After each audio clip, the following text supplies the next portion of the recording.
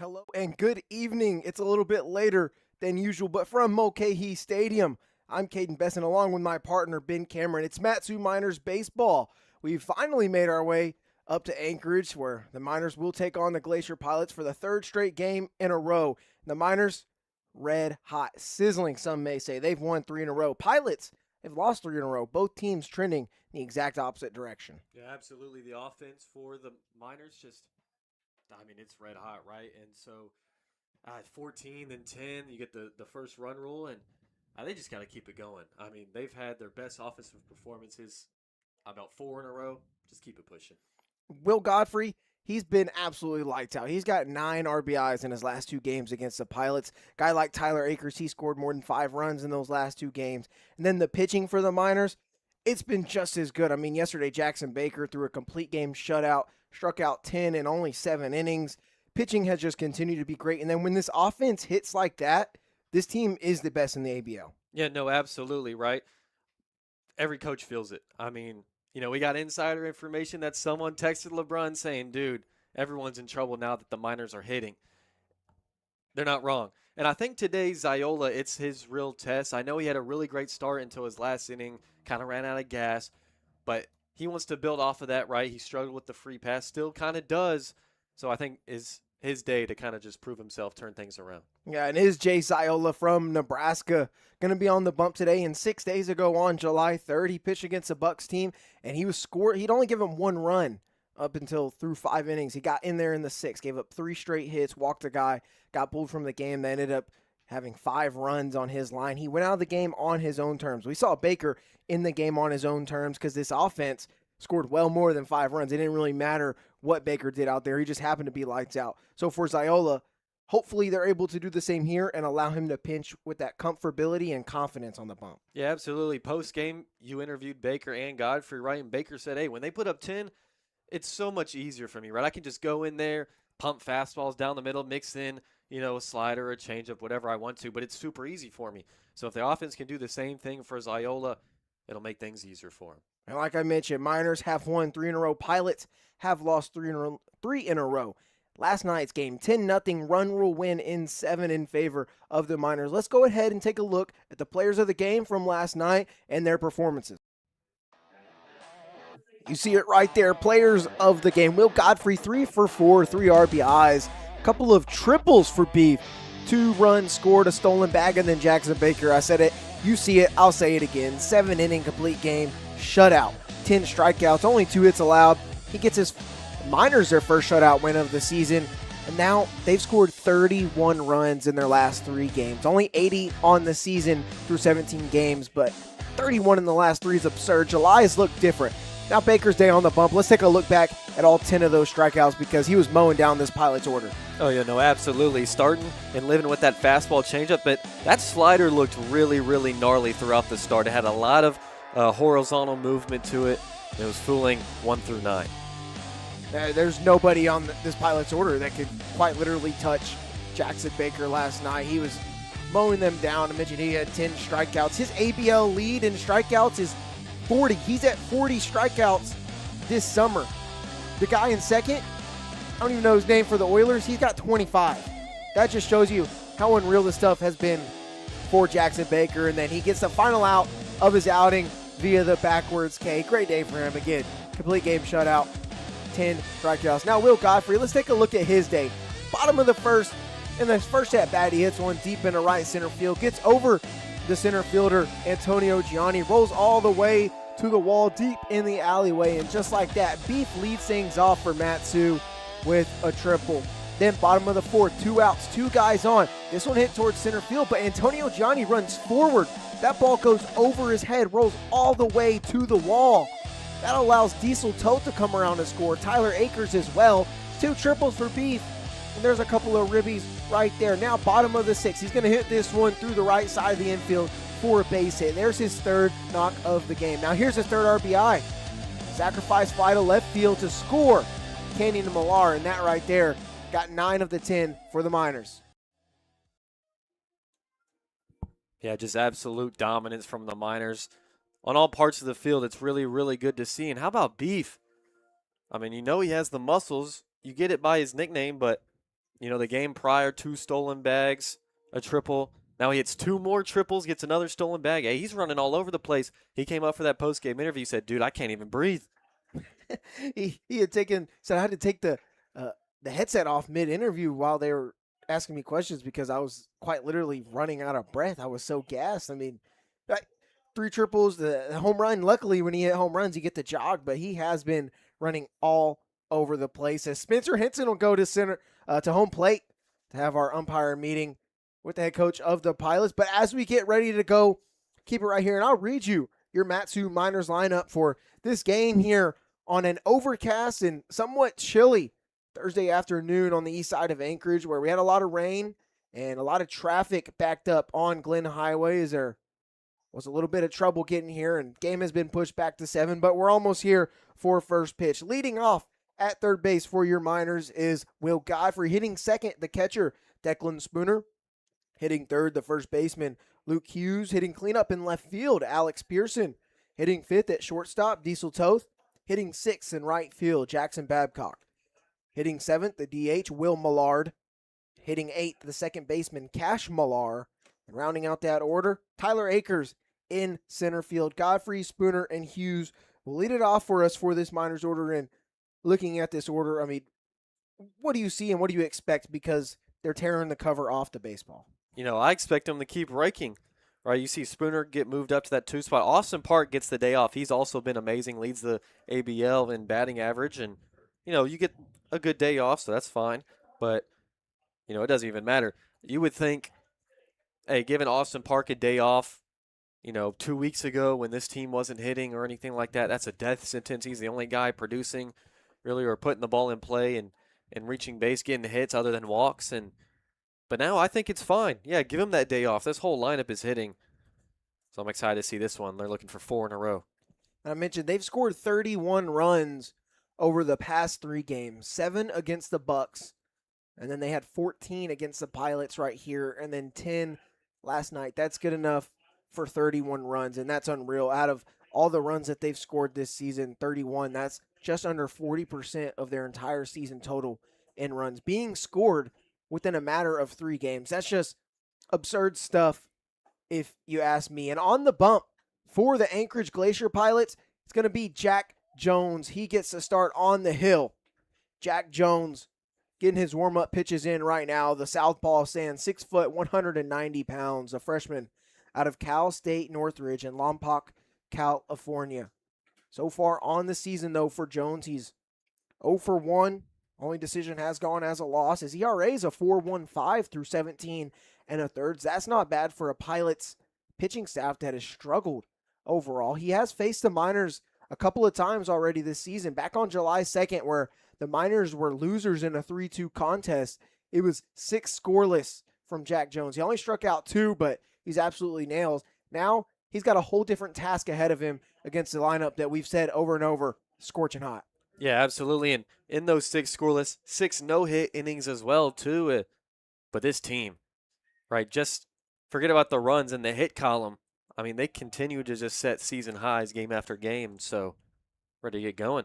Will Godfrey will dig in to lead us off here at Mulcahy Stadium. Jack Jones will kick and deliver the first pitch. Low for ball 1. Godfrey leads it off with Spooner and Hughes due up after him. You see the Miners going again with the camouflage jerseys with the American flag in the background of script Miners across the chest and the numbers on the back of the jerseys as well. White pants for Mat-Su. There's the first strike from Jack Jones. Pilots, they've got the all-white jerseys they got blue stripe piping down the legs of their pants. And then they've got Pilots in blue script across the chest. They've got the Glacier Pilot man logo on the cap. 1-1 is upstairs to Will Godfrey. Yeah, we've mentioned it before, but they kind of copy the style of the Dodgers for their home jerseys, right? The red number. Yeah, red number as well. And then yesterday, the hat they were wearing had the bubble Atlanta Braves A on it. Godfrey will swing and miss. It's 2-2 to the leadoff hitter. Mention how he's been on a tear. He's been our player of the game the past 2 ball games. And in those 2 games, he's 7 for 9 with 9 RBIs. He scored 6 runs has a grand slam back here at Mulcahy Stadium. He's had 2 triples and 3 stolen bags. 2-2 going to be hit and past the diving Verhamey into center field. It just continues for Will Godfrey. He's got a knock to lead us off. There you go. Got down, 2-strike count, just able to poke at it, outer third, and line shot up the middle. So make that 8 for his last 10. He's hitting 800 in his last 10 at-bats. And right before that tear started for Beef, he was 0 for his last 11, which is just crazy to think about, with 5 walks. And now, see where he is. It's ridiculous. But now, Declan Spooner hitting 2-hole today at catcher. Shows bunt and lays this one down the third baseline. Polanco snags it, throw on the run. Over to first is in time, but Miners go small ball early the way they've been hitting the ball. They want a guy in scoring position immediately, so Godfrey is at second with 1 out. Yeah, absolutely right. Just move the guy over in the scoring position now. Base knock likely scores. Beef, and even with the way the offense has been hitting, they've still been put down at least 2 sag bunts every game. Now the 3-0 hitter, Luke Hughes, he's at first base today. His last game, he's 1 for 3 with a walk. See if he can get something going here early for Matsu. First one from Jones is outside for a ball. And speaking on that, Beef, single 2 to lead things off. Already doing better against Jones than last time out. Mentioned the 6 no-hit innings in that 3-2 win for the Pilots. Yeah, good luck the way Will Godfrey is swinging the bat on. Giving up no hits against this Miners lineup. 1-0 is fouled back into the safety net. It's 1-1.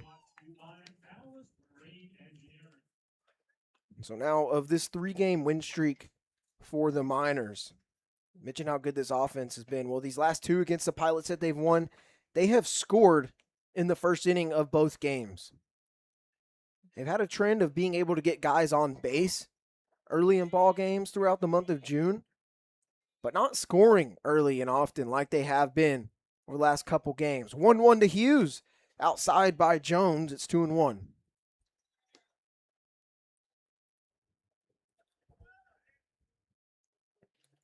Luke Hughes has not been here long. He came in a little bit late. Miners were looking for Thump in that lineup. He only has 11 at-bats. He's hitting just under 100. But still very early in his summer. We've got a month of baseball left. Godfrey dancing at second. Jones will go home. Half swing from Hughes. He'll peel down to second base. He did not go around. 3-1 now. The aforementioned appeal past the pitcher's mound. That's where the best view's at. Apparently. See if any pickoff action happens over at second. Godfrey has been dancing around. Hefner holding him on somewhat from second base. 3-1 home to Hughes is a wave and a miss. It runs full. So if you're Hughes, Jones able to get the high cheddar past you. Got to get that foot down. Hughes working just a little bit back in that right-hander's batter's box. Got a bit of an open stance at left toe, about halfway through his right foot. Fouls off the payoff pitch. We'll do it again, and on deck for the Miners is the cleanup hitter, Alex Pearson. And I don't blame Jones going right back to that high cheddar, too. I expect maybe one of his good sliders after 2 fastballs, but he could go right back to it. It's a 3-2 count to Luke Hughes. Jones is taking his time staring down the catcher strong. He'll come set, look at second. Another payoff pitch to Hughes is upstairs. That's ball 4. A walk is worked by Luke Hughes here, and it's first and second with 1 out for the Miners. Yeah, absolutely. Grinded. There you go. He's starting to get hot, too. And it's not really too big of a matter of how you get on base with this Miners lineup right now. It's just a matter of getting there. That is the most important thing, is there'll be a conversation very early in this one for the Pilots. Yeah, I understand, right? Let up a single, okay, to maybe the hottest bat in the ABO, and then, a long walk, but I still wouldn't think that they'd come out and talk to Jones this early. Just looking a little bit deeper in this Miners offense as of late, in these last 2 games where they've scored 24 runs, they've only got 5 extra base hits. That's not a whole lot when you think about the amount of runs they've produced. And they've only got 10 doubles as a team on the season. Everyone else in the ABL is above 20. Hasn't been the slug for the Miners that has got them these runs. It's just been getting on base and executing in those positions. Can Alex Pearson execute in his first plate appearance after Jack Jones gets a conversation on the mound? First one to Pearson, going to be hit off the hands towards first. Horn's going to grab it, flip over to Jones onto first in time for the second out of the inning, but there will be two in scoring position now for the Miners. Yeah, I like Pearson trying to jump on the first pitch. Basically acts as a swinging bunt. Now you have a guy who's also been hitting the ball pretty well like everybody else in the lineup, so a base hit to the outfield could score two. Diesel Toth now digs in. He's hitting 5 today. He has been swinging it very well. Over the last 2 games, he's 3 for 8 with 3 singles. Got a couple of ribbies in there as well. Scored a few runs. He's been in the bottom part of the order, but he has contributed. Jones misses on the first pitch. It's 1-0 to the Cal Baptist Lancer.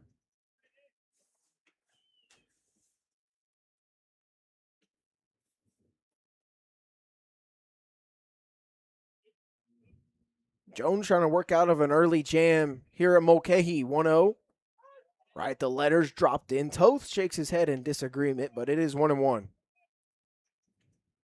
Sorry, you get 3 for a reason. Jackson Babcock is on deck. Will Millard is in the hole. If Diesel Toth can extend this inning, 2 in scoring position. This one off the end of the bat. Jones grabs it and sprints over to first, and it's in time. That is the third out of the inning. Miners strand 2, scoreless. Let's go to the bottom half.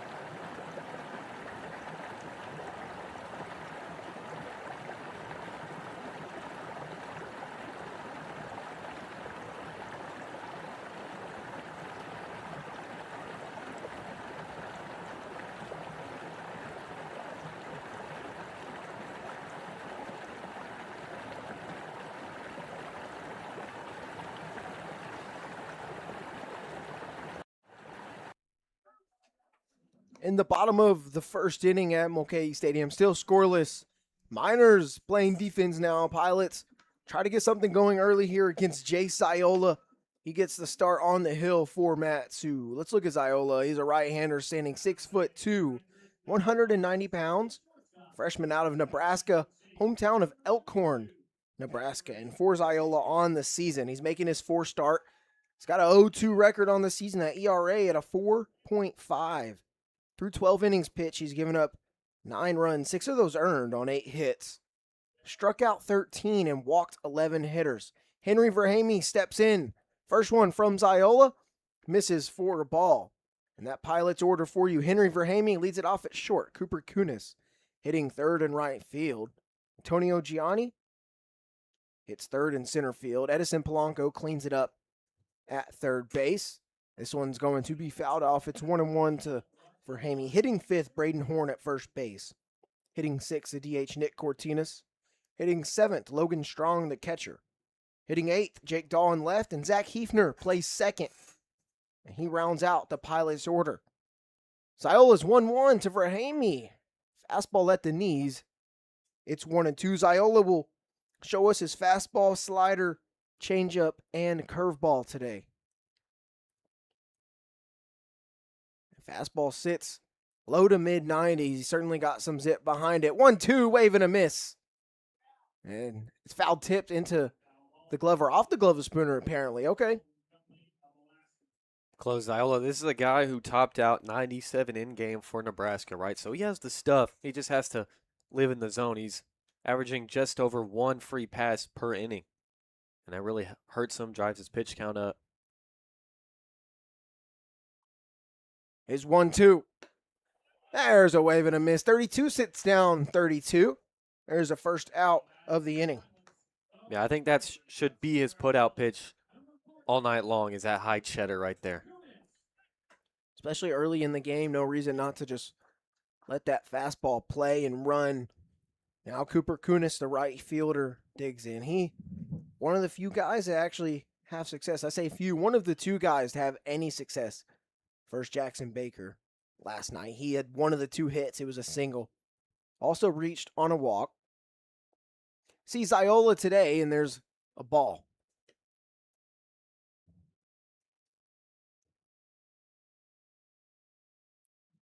Mentioned the Pilots have lost 3 straight games. As there's a ball from Ziola, struggling with the command here. And on the season, the Pilots do have the worst pitching staff in the ABL, worst team ERA. They're only averaging 3.9 runs a game as a team. Offensive support has not been there for the Arms either. 2-0 inside corner for a strike. It's 2-1 now. And as a team, the Pilots hitting .242. Getting on base at .352 clip. It hasn't led to a lot of guys being knocked in, that is for sure. Ziola's 2-1 to Kunis, fouled back. Goes from 2-0 to 2-2. So what that shows, if you see that they have a pretty solid batting average in terms of ABL play and a solid on-base percentage, they're just not coming through with the timely hitting. Certainly a chance to change that and turn things around. The Miners have done that. Ziola's 2-2. Foul straight back. We'll do it again. I will say, obviously, going to be a lot tougher with these 2 teams having polar opposite pitching staffs. Oh, yeah. If the Pilots want to do anything like that, they'll have to score 31 runs in 3 games to help that staff out. Another 2-2 pitch fouled off. 3 straight balls fouled off by the 2-0 hitter, Cooper Kunis. He's putting up a fight.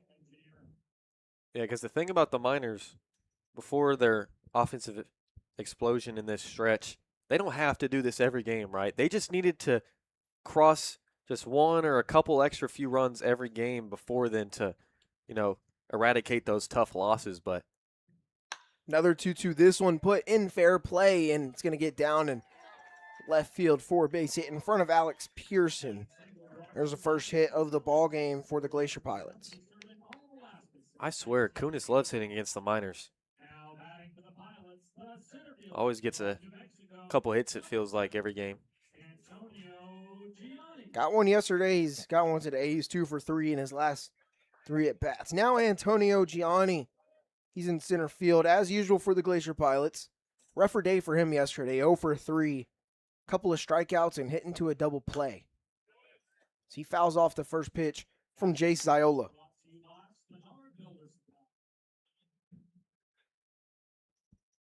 Antonio Gianni from Cave Creek, Arizona. Just finished his junior year at the University of New Mexico with the Lobos. Long pause from Ziola, his 0-1. Just misses outside. It'll even things up.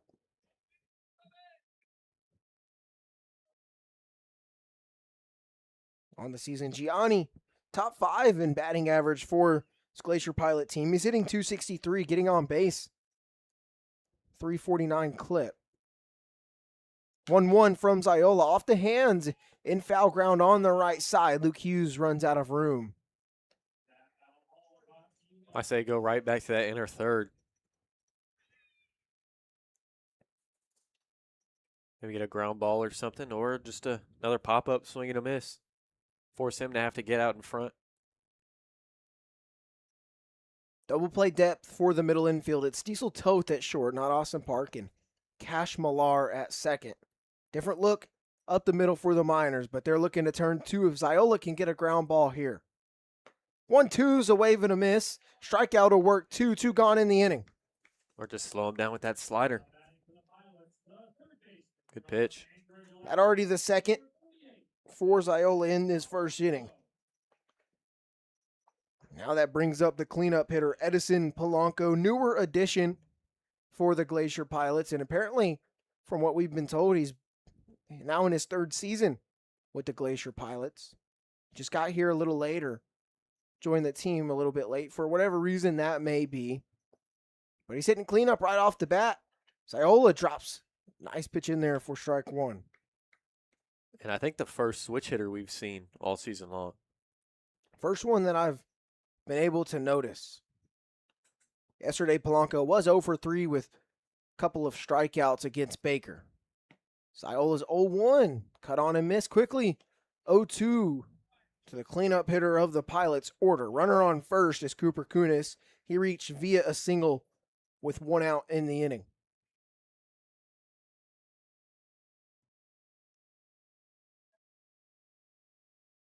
Ziola comes set.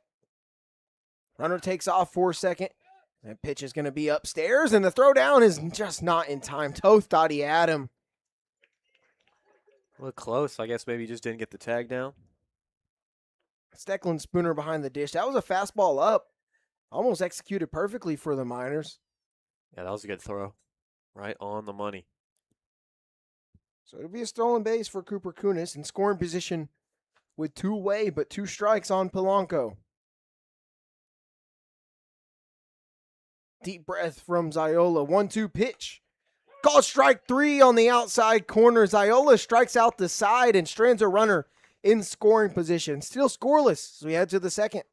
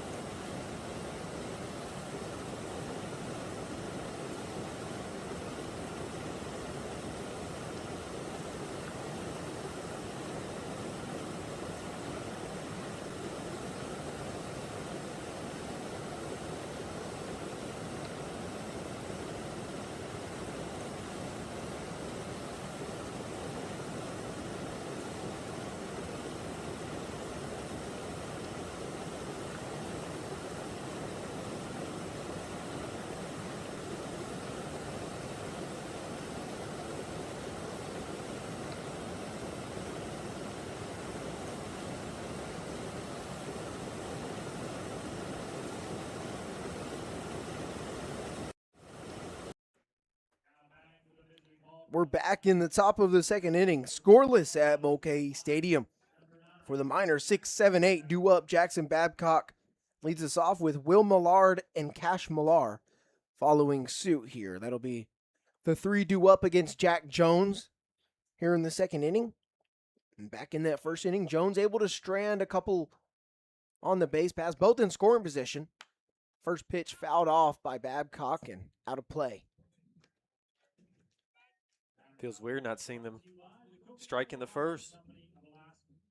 It's been a trend over these last 2 against the Pilots. Won't happen today. Jones kicks and fires the 0-1 to Babcock. Drops it in there. Nice breaking ball. It's 0-2. Just want to let everyone know, too. Crowd mic is on. There's just nobody here. And it's turned up, too. It's only 7:19 here. Anchorage. No, it's a lot later where most of you are listening from. I can't imagine anybody out on the East Coast tuned in right now. Huh. You love whoever it is you're watching for, that's for sure. And I hope they know that because it's late for us, honestly. Babcock will sky this one to the third base side, but out of play. Still 1-2. The sophomore out of the Colorado School of Mines. Go ahead, give your figure that you estimated were here. What did I say? Maybe 15? Yeah, 15 people. Handful. Yeah, okay, maybe closer to like 30, but it's not more than 50. I know that for a fact. 1-2. Fouled off. Third base side. Out of play. Drive that pitch count up. Jones still going through the order for the first time. Let the guy on deck see as many pitches.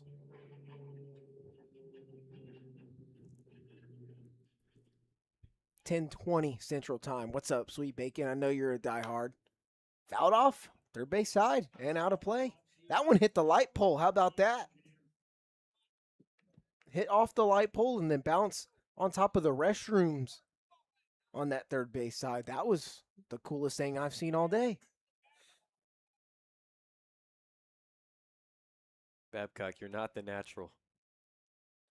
Another 1-2. Downstairs, it's 2-2. And I actually take that back. Coolest thing I saw today is when you said this morning, look, there was a moose in the backyard.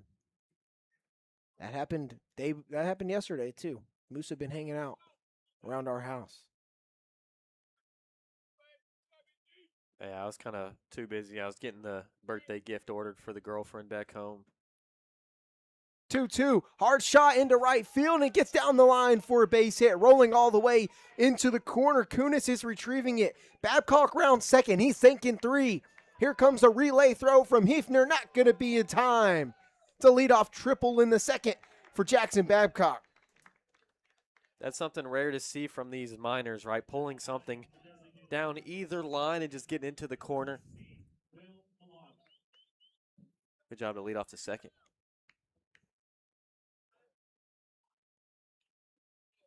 You got it? I'm trying.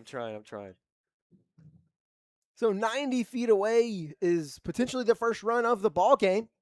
Will Millard fouls this one off after Jackson Babcock let us off here in the second with that triple.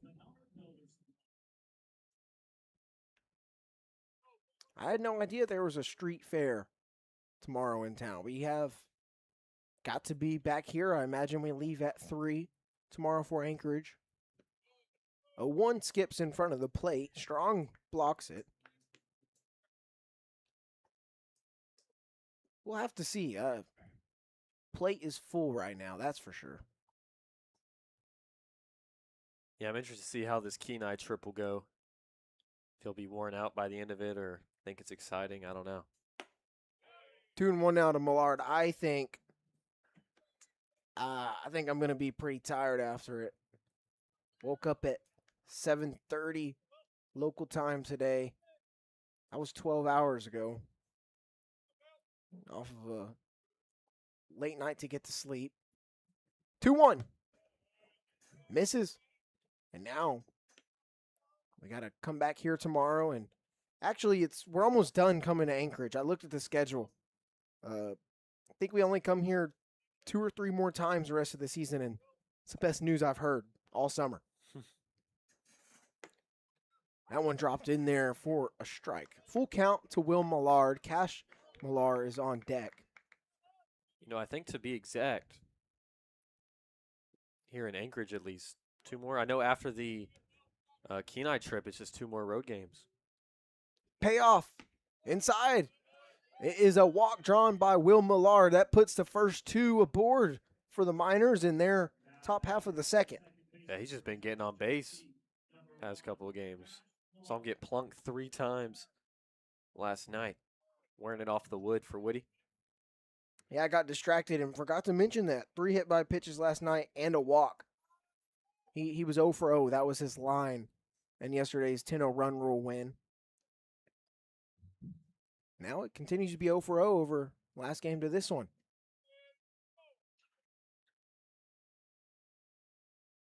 First pitch to Cash Millard. He shows bunt. It's popped up and fouled out of play on to the press box. Last time up for Cash Millard, he came in as a pinch hitter and Roped one into left field for a base knock. Would love to get another one here. Put him on top.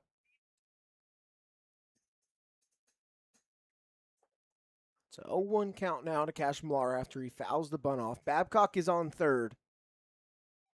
Polanco is all the way on the grass, and he shows bunt again. This one on the first base side. Coming on to field it is Horn. He has no play anywhere. Babcock will come home to score. It's an RBI bunt single for Cash Millar. 1-0 Miners here in the second. Oh, yeah.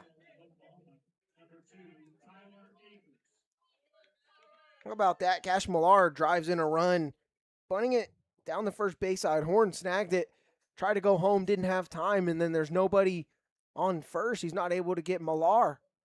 So now Will Millard is at second. Cash Millar is at first. Corners come all the way in for Tyler Akers. This is a dude that can bunt for a single very easily.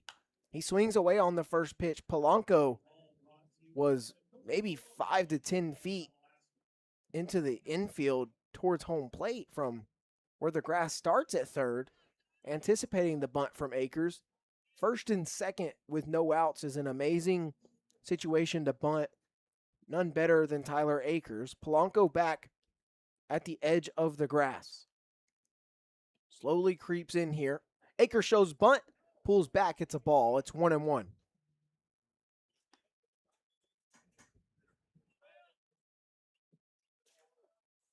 So Jackson Babcock comes around to score after his leadoff triple. Will Millard walks, and then the bunt single from Cash Millar has us right where we're at. Minor strike early once again against the Glacier Pilots. Akers shows bunt, pulls back. 2-1.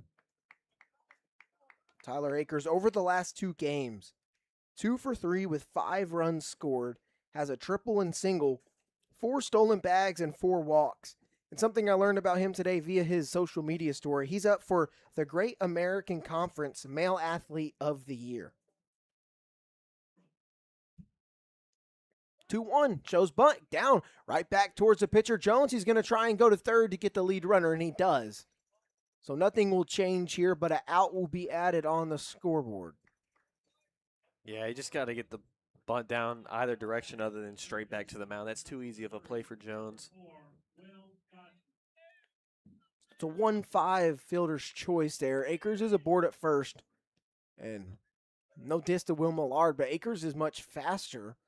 He's not in scoring position, though. You'd prefer the guys in scoring position. But how about Will Godfrey coming up here as the lineup turns over?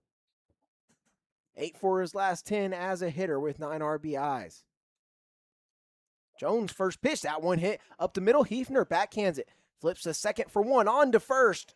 Relays in time. Double play to end the inning for Jack Jones. The Miners will strand one in scoring position, but they do strike. 1-0. Let's go to the bottom of the second.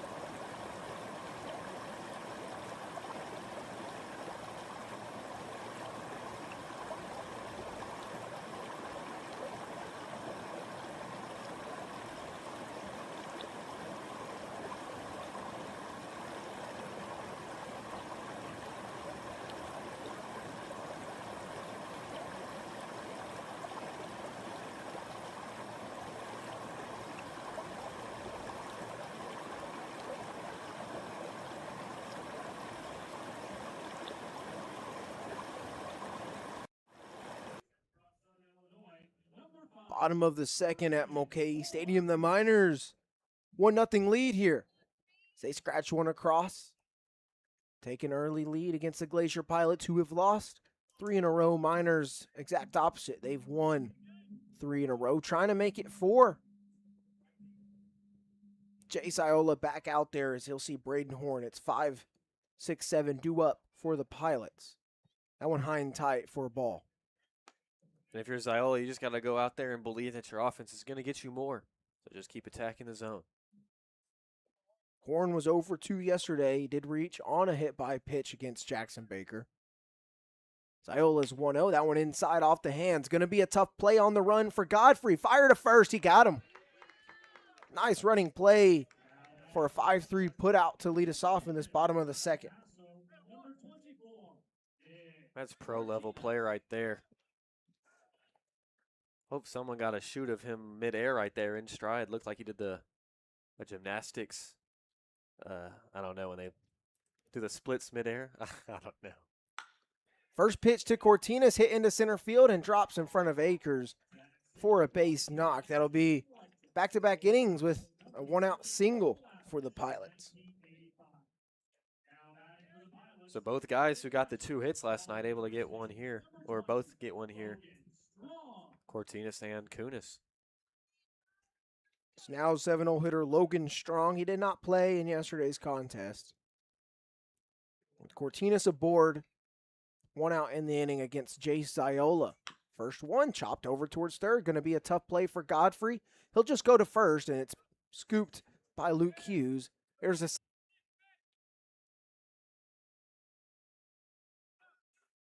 two outs here in the inning against Jace Ziola. Check swing for ball 1.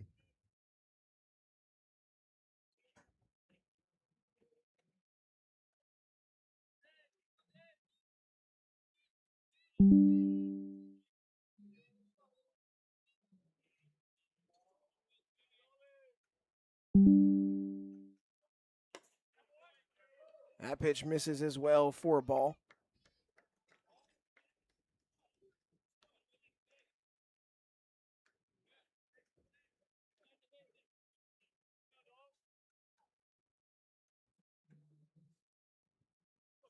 So it's 2-0 to Jake Dahl. Apologies. The Wi-Fi connection we get in Anchorage sucks. This one's hitting the air in left field. Ranging to his right is Alex Pearson. Makes the catch just in foul ground for the 3rd out of the inning. 1-0 Miners as we go to the 3rd.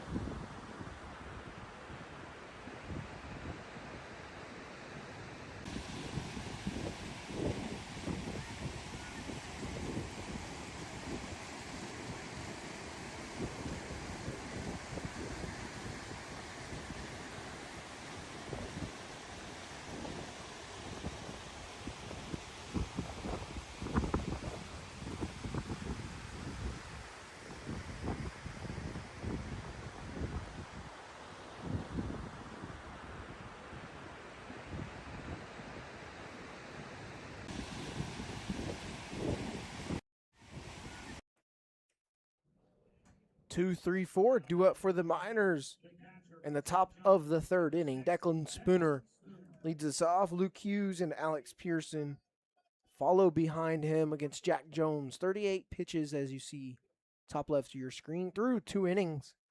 Giving up a run on 3 hits, but he has stranded 3 as well. It could be worse for the Pilots. Still within reach for them, but the Miners want to add on, starting with Spooner, who fouls off the first one to the left side. Yeah, I don't think the Miners got as much as they wanted last inning. We're able to take the lead, but a failed sac bunt attempt from Akers, possibly just an infield single, and then a double play from your hottest hitter kind of left you wanting more. 0-1 from Jones, misses above the zone.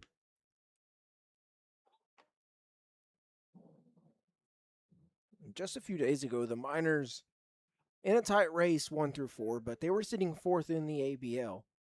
Now find themselves in 2nd. Spooner. It's a lofted ball into center field. Gianni plays it, and he's got it. There's the first out. Almost made the wrong read yet again, kind of like last night on Godfrey's triple. He went back a little too far, and then he slipped right there if you saw it. I know he's kind of small out there, but he's able to get to it. So now it's Luke Hughes. He walked his last time up. He's got 2 walks going back to last night and that last plate appearance. It's 1-0 to him as Jones misses.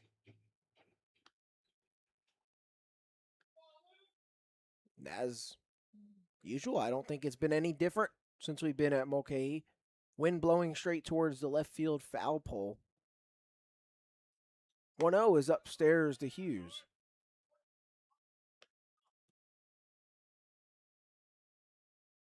I would make an educated guess that the sea is in that direction from where the wind is coming from. It's not a bad guess at all. 2-0 from Jones. That one's hit hard towards third. It's going to bounce and get away from Polanco. Tough ball over towards third, but Luke Hughes will be aboard. We'll see how the Pilots score that one. I'm thinking E5.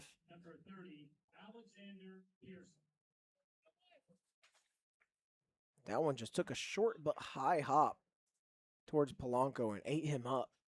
Man, weird to see that on turf. You're not expecting that if you're on turf.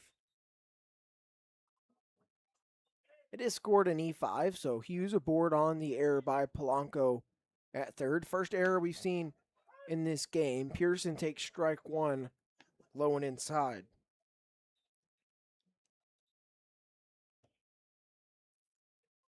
Pearson grounded out to Horn over at first. It was flipped to Jones doing a little PFP action. Pearson, the Washington Husky, 0-1 to him, is inside, misses on the front door breaker.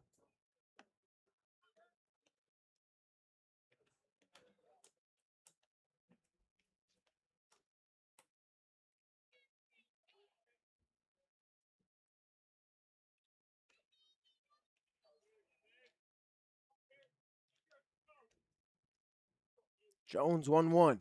This one's lofted into the air and shallow left field. Coming on is Verhamy. He's got it running towards left field. And that is the second out of the inning.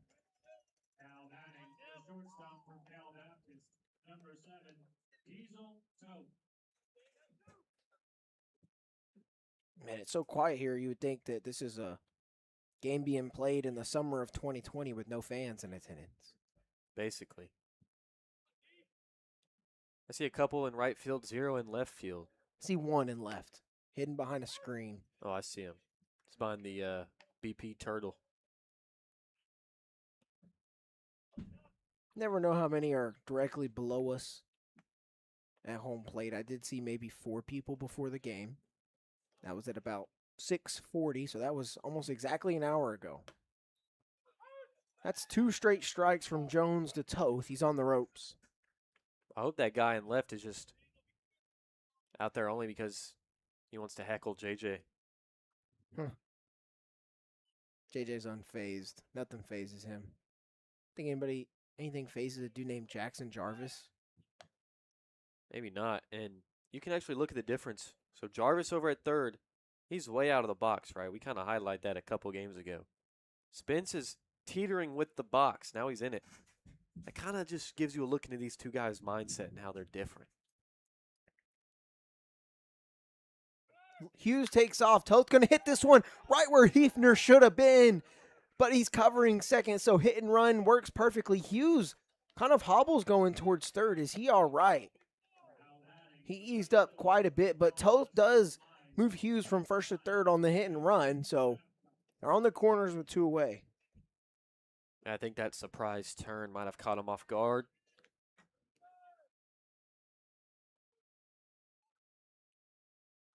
JJ is talking to him. He just holding his hand on his hip. Maybe he was just easing up because he knew there was no play. It looked like he was hobbling.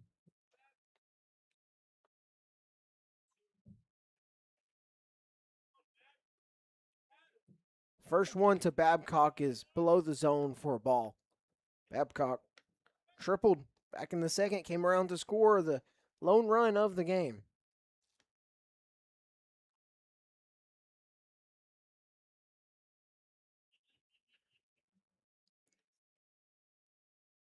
Jones 1-0 as Toth is going to take off for a second. It's thrown over to Horn at first. He doesn't make a play, just pump fakes around. It's a free 90 for Toth.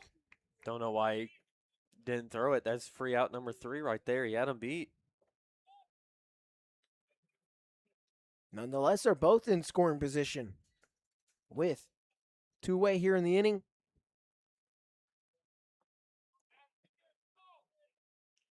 Last inning, the Miners scored with only 1 out. Jones asked for a new sign from the catcher, Strong. 1-0 to Babcock. Slider, or maybe breaking ball right there. Misses just on the outer half, and Jones does have the fastball, slider, curveball, and changeup. Same exact mix as Jay Ciola. I'd argue Ziola's way nastier. Not as much command. 2-0 misses outside, and the velocity certainly helps. No doubt.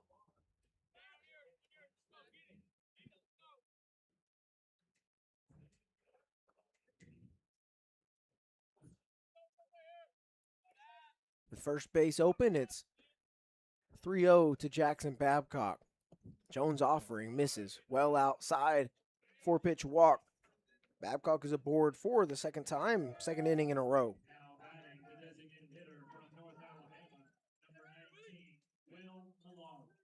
Yeah, just super easy for Babcock.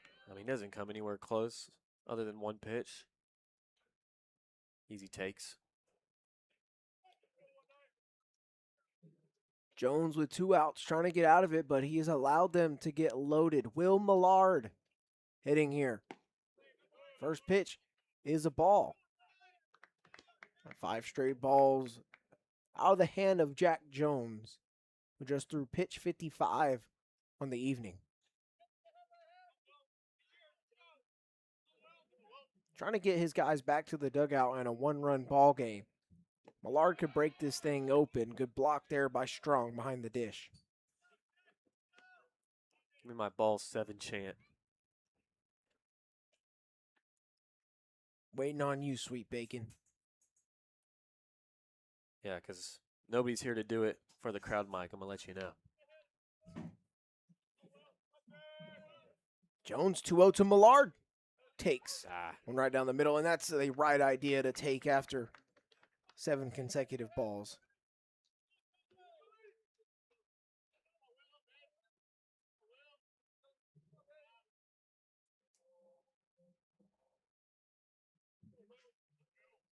Two and 1 is the count to Will Millard.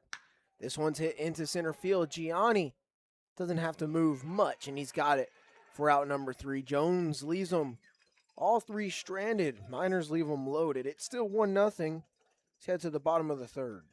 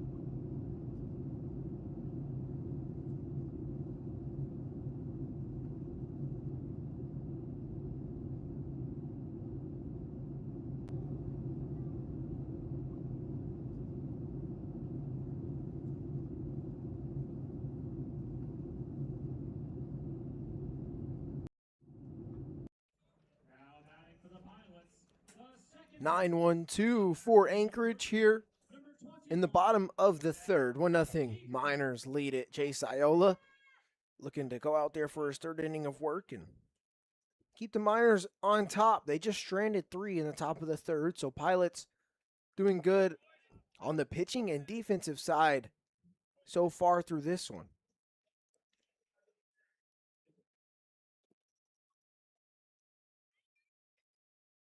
0-1 to Hefner.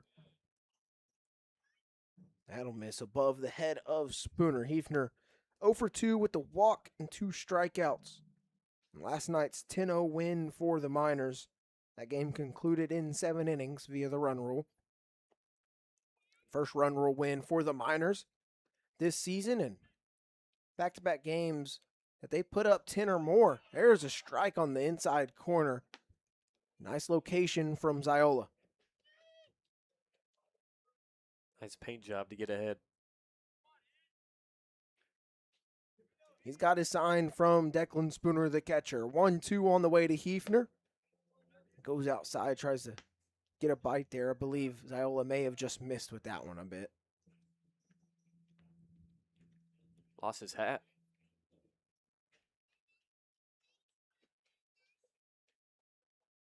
He'll shake off Spooner once before he gets the one he wants. Another one.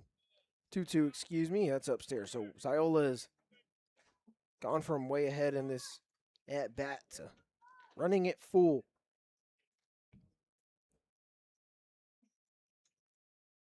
Payoff pitch. Fouled off. Third base side out of play.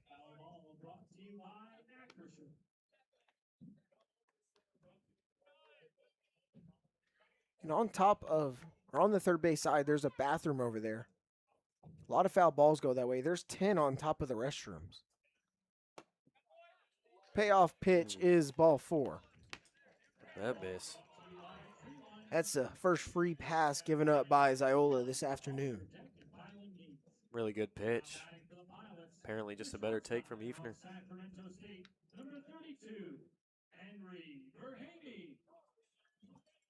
Now leadoff hitter Henry Verhamy digs in with Zach Hefner aboard at first.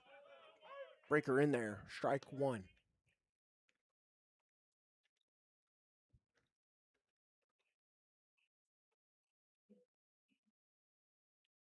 Iola long pause here. Now the 0-1 is on the way and it's swung on and missed. Quickly 0-2 to Verhamy, struck out back in the first. Like that back-to-back sliders. Get ahead 0-2. Only 3 strikeouts on the day for Ziola through 2 innings. He struck out all 3 in the first inning. Verhamy was the first victim. Tries to go right back to it. It's well outside.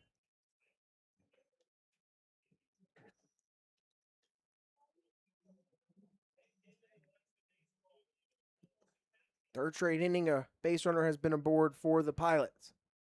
Ziola has kept dudes on the base pass well. This one is going to get away from Spooner, and Ziola just lost it on that one. Maybe released it a little late. He's a little frustrated with himself after that one. You don't want to show it out there on the mound too much. Just dial back in. Ziola goes from 0-2 to 2-2, working from the first base side of that rubber. Maybe outer half here against Verhamy. 2-2. Does go outer half. Another breaker.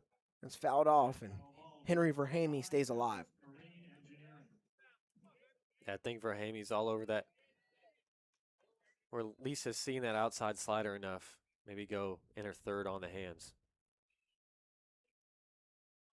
Ziola's got the fastball, slider, curveball, and changeup to work with here. It's another 2-2. Goes to same pitch. Fouled off.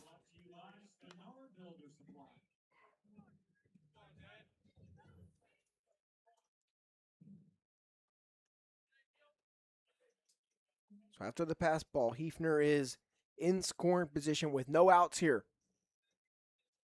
Chance for Pilots to tie this thing up at 1, but as of now, 1-0 Miners lead. Double check back to second. 2-2 again. Inside on the hands, and this one is fouled off. Good fight here from Henry Verhamy.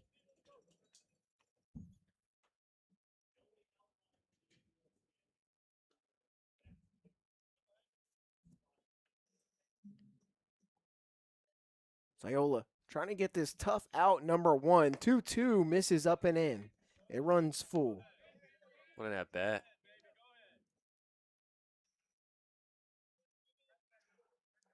Ziola will take a deep breath before he steps back on the rubber. He's ready to go. Trying to retire Verhamy. Payoff pitch. This one's hit in the air.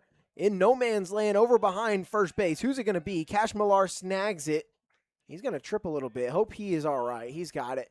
He'll run it back in as Hefner kind of just stayed halfway thinking it dropped, but he doesn't. So he's back at second. That P4 gets the first out of the inning. Not the result you wanted, but I still believe that at bat is a complete win for Verhamy, making Ziola throw so many pitches. Now, the dude who got the first hit of the game for the Pilots is Cooper Kunis. Singled back in the first inning off of Ziola. And here's maybe another one. There it is. Drops in the shallow left field for a base hit. Akers' throw is going to come home. Spooner's got it, and it's going to hit out of the glove of Spooner. After the contact there from Hefner, they're going to say that Hefner is safe at the plate. Spooner had it in time, but the collision knocked the ball loose. I don't know. That's a super late slide from Hefner.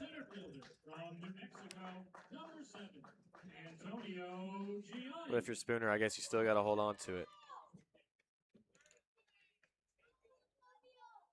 It's an RBI single for Kunis. Advances to second on the throw from center to home from Tyler Akers. Now Antonio Gianni digs in. We're all tied up at 1 now. Heater up and in for a ball. That was a great throw by Tyler Akers from center field as well.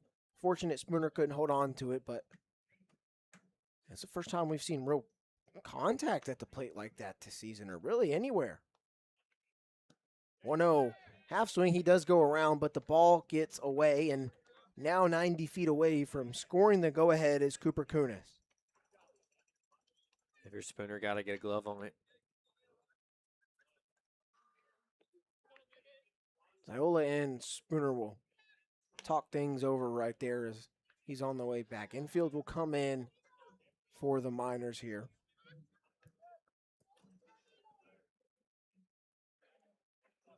And now with the runner on third, Ziola will work from the windup. He steps off. Resets with Spooner here, trying to get on the same page. 2 balls have gotten past Declan Spooner this inning. 1-1. Upstairs, it's 2 balls and a strike to Gianni. Struck out back in the first. Cooper Kunis continues to have a day, though. He's 2 for 2 with 2 singles and an RBI. It's his second time in scoring position already today. 2-1. Fastball right by Antonio Gianni there for strike 2. Yeah, if you're Ziola, got to get back to first inning form. Just fill up that zone.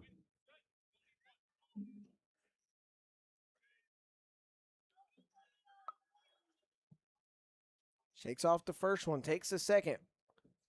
What will it be? 2-2 to Gianni. Fastball's fouled off to the right side. Hughes gives hard chase towards the Pilots dugout, but it is out of play.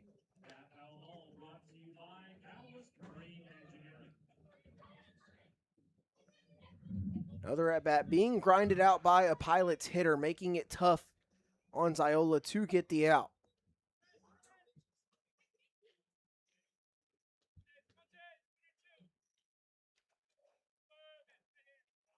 Another 2-2 to Gianni. This one chopped foul on the third base side. We will do it again. Got to give props to the Pilots, though, because anytime Ziola does attack the zone, they're just fighting it off.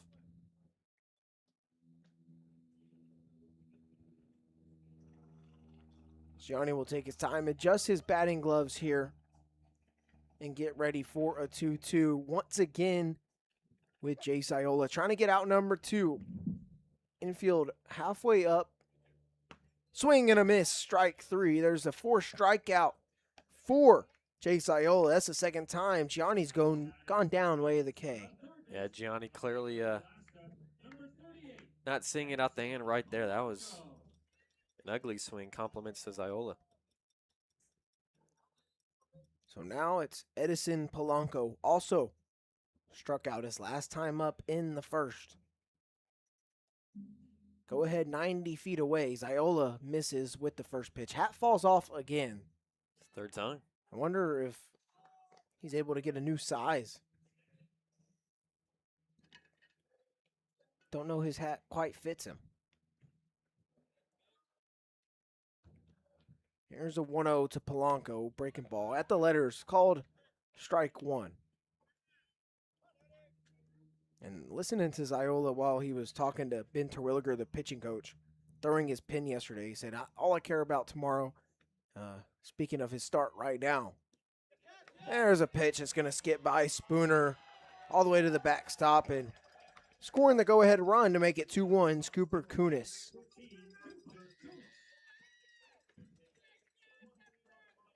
That's how the Pilots have been able to get their runs. I mean, Hefner only got into scoring position because of wild pitch. Then Kunis advances on a pass ball, then scores on a wild pitch. All of them very avoidable. Ziola's 2-1, fouled off. It's 2-2. And what I was saying was, Ziola missed with that ball that just got past Spooner. It looked like a fastball coming out the hand, just spiked.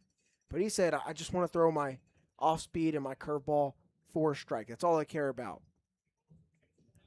Zone has gotten iffy for him here in this third inning, and there's a breaking ball not thrown for a strike. Left that one way out there. The full count to the cleanup hitter Polanco. Braden Horn is on deck. Nobody on the base pass now. Pilots score 2 here in this bottom of the third to take the lead. Payoff pitch. That one hit hard on the right side, and it gets past a jumping Luke Hughes for a base hit. 2-out runner aboard for the Pilots. Just good at bat after good at bat here in the third for the Pilots. It'd be smart to get someone stretching up for the minors because, not saying Zyla's doing the worst, but he got up to that upper 70s mark last time out, and that's when he kind of started to lose everything in that good start he had. Terwilliger will come out here and talk with Ziola.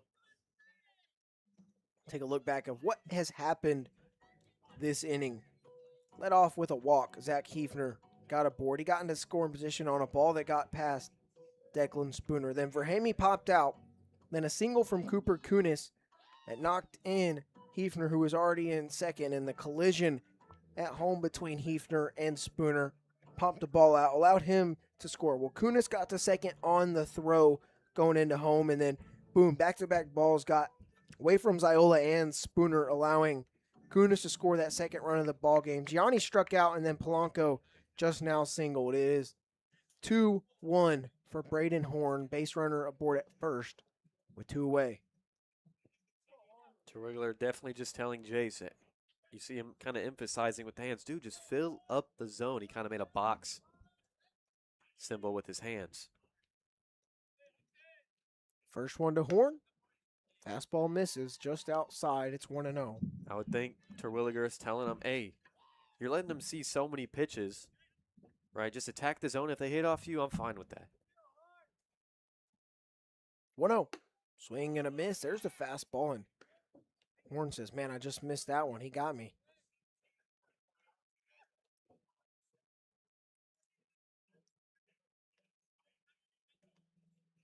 Ziola trying to get out of this inning where the Pilots have taken a 1-run lead. Long pause from him. 1-1 to Horn. Another pitch right by him.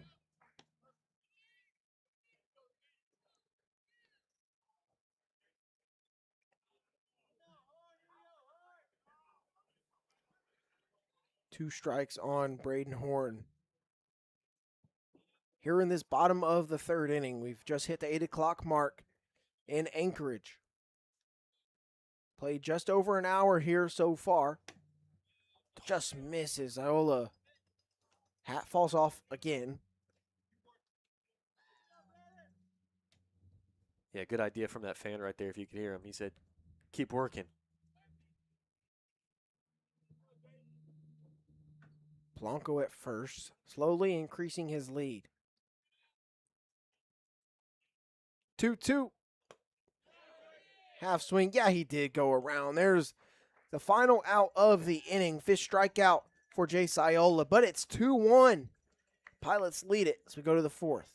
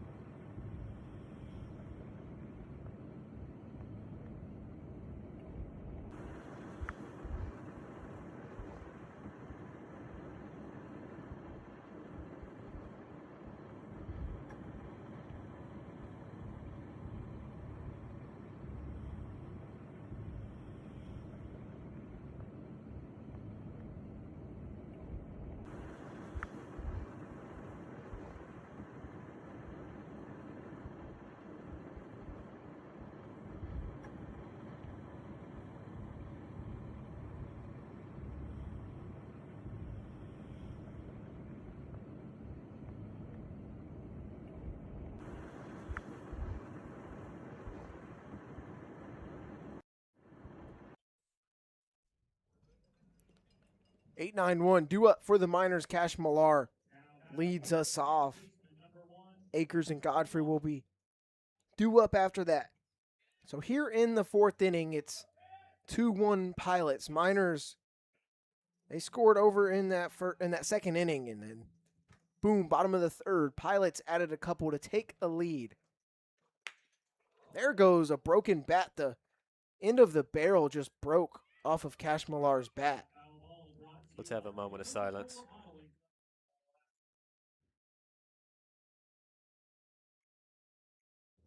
Okay, thank you. Jackson Baker will pick up the broken chips of wood there.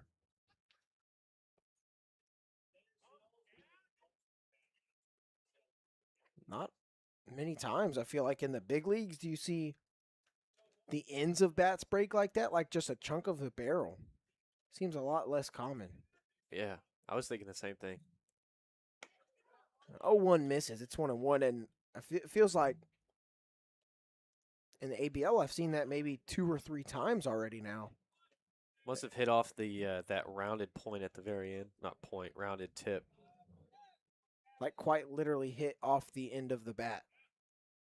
More literal. That one fouled off first base side. 2 strikes on Cash Millar. Then he goes and gets that new bat, and that bat's saying, Lord help me. Just seen what happened to my brother.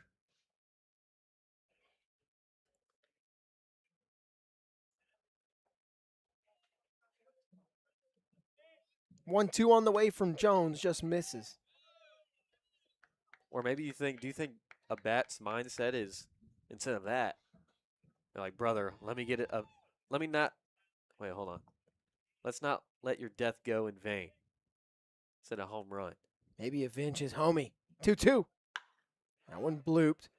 Shallow center field. Who will grab it and just pop up? Routine for Hefner there. Bats do have feelings, too. If you ever seen that one movie about Babe Ruth's bat that's animated. Yeah, I know. What is it called again? Is it called The Babe? Hold on. I think it's called The Babe. I was going to say Babe and Me, but that's like the book series. Now it's Tyler Akers.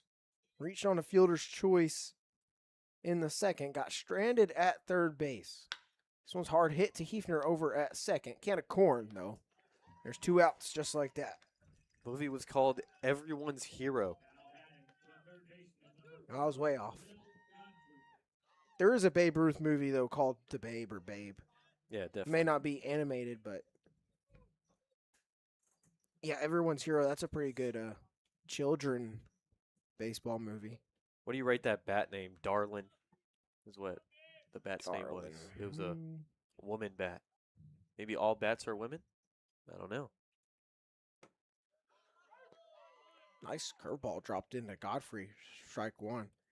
Darlin, I rate that. I don't know if it's Babe Ruth's bat. I mean, I rate that a 10.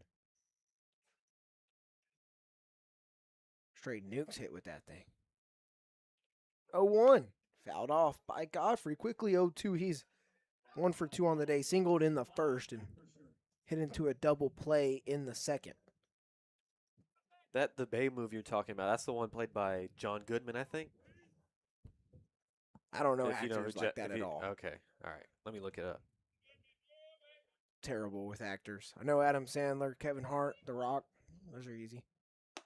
Whoa. Heads up. I just know John Goodman from Trouble with the Curve. Kevin Costner, a great baseball movie actor. Oh, yeah, all time. For Love of the Game, Field of Dreams. All time. I love For Love of the Game. 1-2 to Godfrey. Called strike 3. What a pitch from Jones. 3 up, 3 down. Go the Miners in their half of the fourth. Go to the bottom half.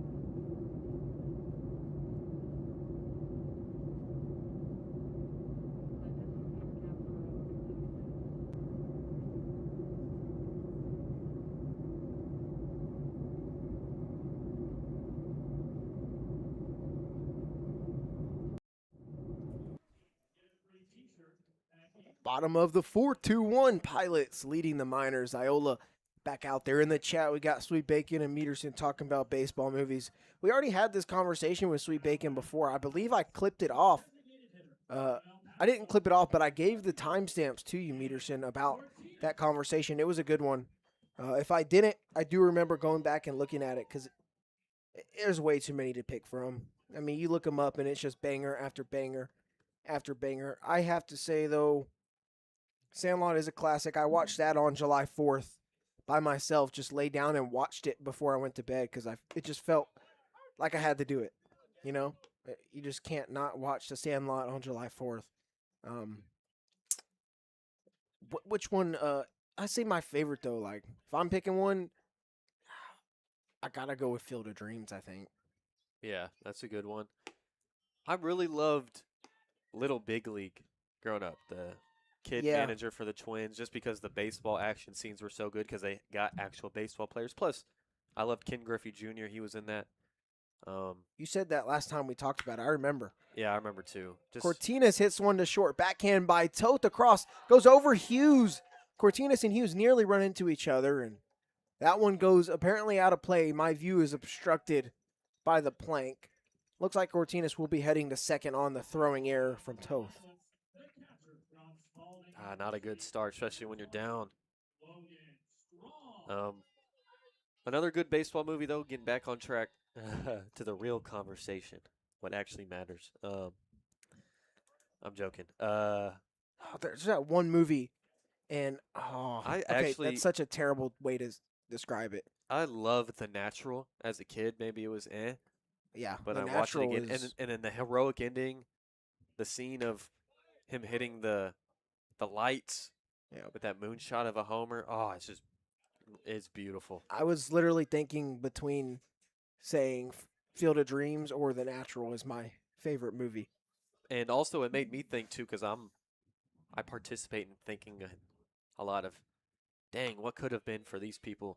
Because he's almost like a prodigy. Early in the movie, he strikes out Babe Ruth, but certain events happen to where he can't play a full professional career, and it kind of makes you go, dang, I wonder who else that happened to. How many MVPs or All Stars or really good players missed out because of certain events? That intrigues me at least. Yeah, certainly. Like me, 2-1. what if I didn't hurt my knee? I'd probably be Okay. playing for, I don't know, Yankees, Astros, or something, right? Totally. Yeah, whatever. No, and then at the end where his wound starts bleeding, his gunshot wound, Yeah. everything, and he's hurting. It's It's a full circle. Cinematic. 2-1.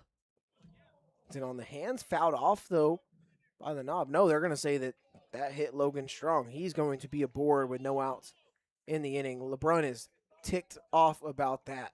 I mean, Strong wasn't even going to take it himself. That's what LeBron is definitely arguing. Saying he wasn't even going to take his free pass. We're gonna get conversation from these umpires here. Yeah, get in on that. Dude, I don't know what I was saying. Dude, okay, look, I heard something, but I'm just gonna say it was his hands, dude. Like, it had to have been his hands, bro. Like, there's no way. Did you see the bat? Wait, what did you see? Because you're standing behind the mound. There's no way you saw it. He's got to come back.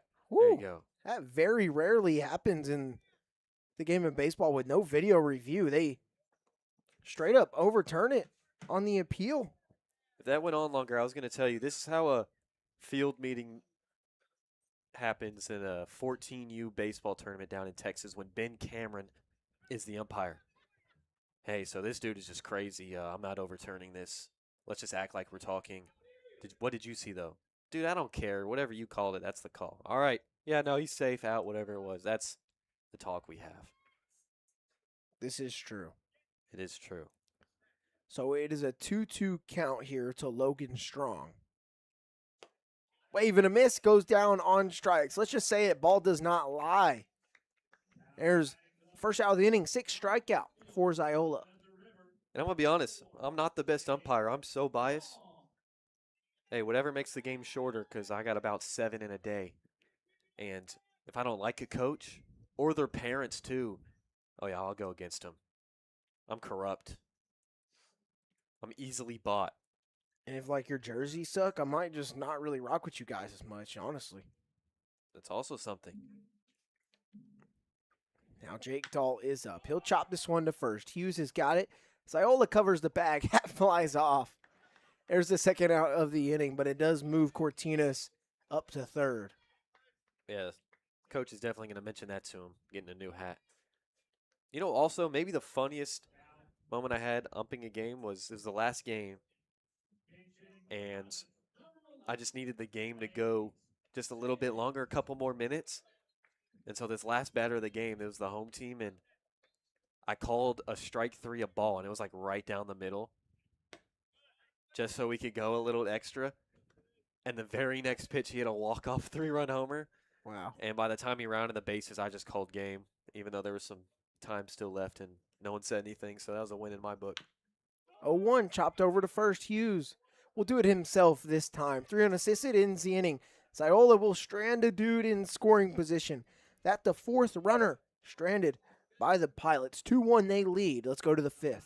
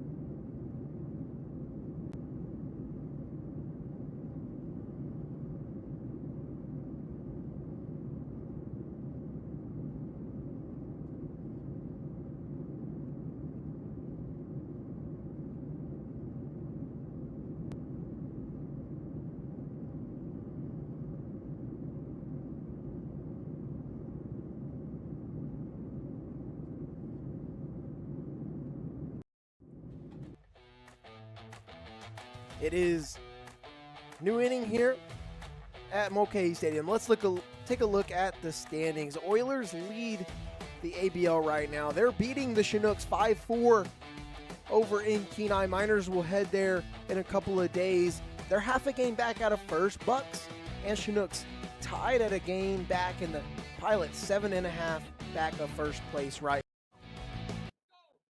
In the ABL standings, if you question any of those, it is based off of winning percentage. Popped up by Spooner behind home plate. Strong has got it as one pitch. One out. Spooner frustrated. Yeah, they just don't have the best of times at the plate against Jack Jones.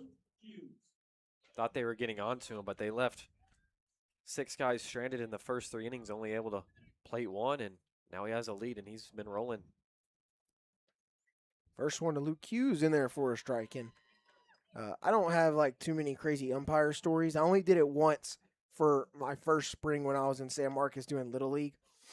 And like in terms of like being biased and stuff, I was biased to one team because they had an older coach. He was just an assistant coach, but he had been doing it for over a decade and a half doing Little League as a coach, and he understood it. He understood how parents could be, and he was a dude that was not that way, and he was graceful to me about things like that, and I respected that dude for understanding that people are crazy. Parents are nuts about 8U baseball coach pitch. Yes. Like, now, it's real, dude. Like, there's psychos out there that will scream at a 20-year-old umpire over an 8U coach pitch game. like, dude, your kid getting a hit here or not getting hit does not affect his baseball career. I promise you. I promise you they will not decide he's not going in the Hall of Fame because I called him out at first base. He's still got a chance. Now, for me, personally, 8U, I haven't had any problems. I like doing 8U. It's the most you can make per DM, and it's chill. But no, yeah, you get past 10 years old. Oh. Chop foul by Hughes off of his front foot. It's 1-2 to him as he leads us. Ouch. He hits here. He's reached both times on an error in the third and walk in the first. And actually hated 8U. Coach pitch, at least in San Marcos for baseball, was the worst. I did 1 or 2 10U games behind the plate. They like eased me up since it was my first time doing it. But I mean, the 10U game, I didn't have any problems with either of the teams or coaches. But I was told my zone was good. Like, I had a really solid zone. So, you know, that helps for sure. To be honest, actual in-game stuff, I don't think I'm bad. I know the rules and all that, but I am corrupt. And I will purposefully like make a certain call. Hughes fouls another one off of his lower half. Actually, craziest thing that ever happened while I was umpiring, it was a game that decided, like, it was the last regular season game and it decided playoff seeding. And I, as an umpire, kept the time in my back pocket on my phone. I started the clock. And other than that, I had a pitch ticker and I counted pitches or something. And, you know, I'd keep up with outs, that sort of thing, but never the score. I never kept up with the score because I knew someone's relative was in the stands, home team, keeping the score.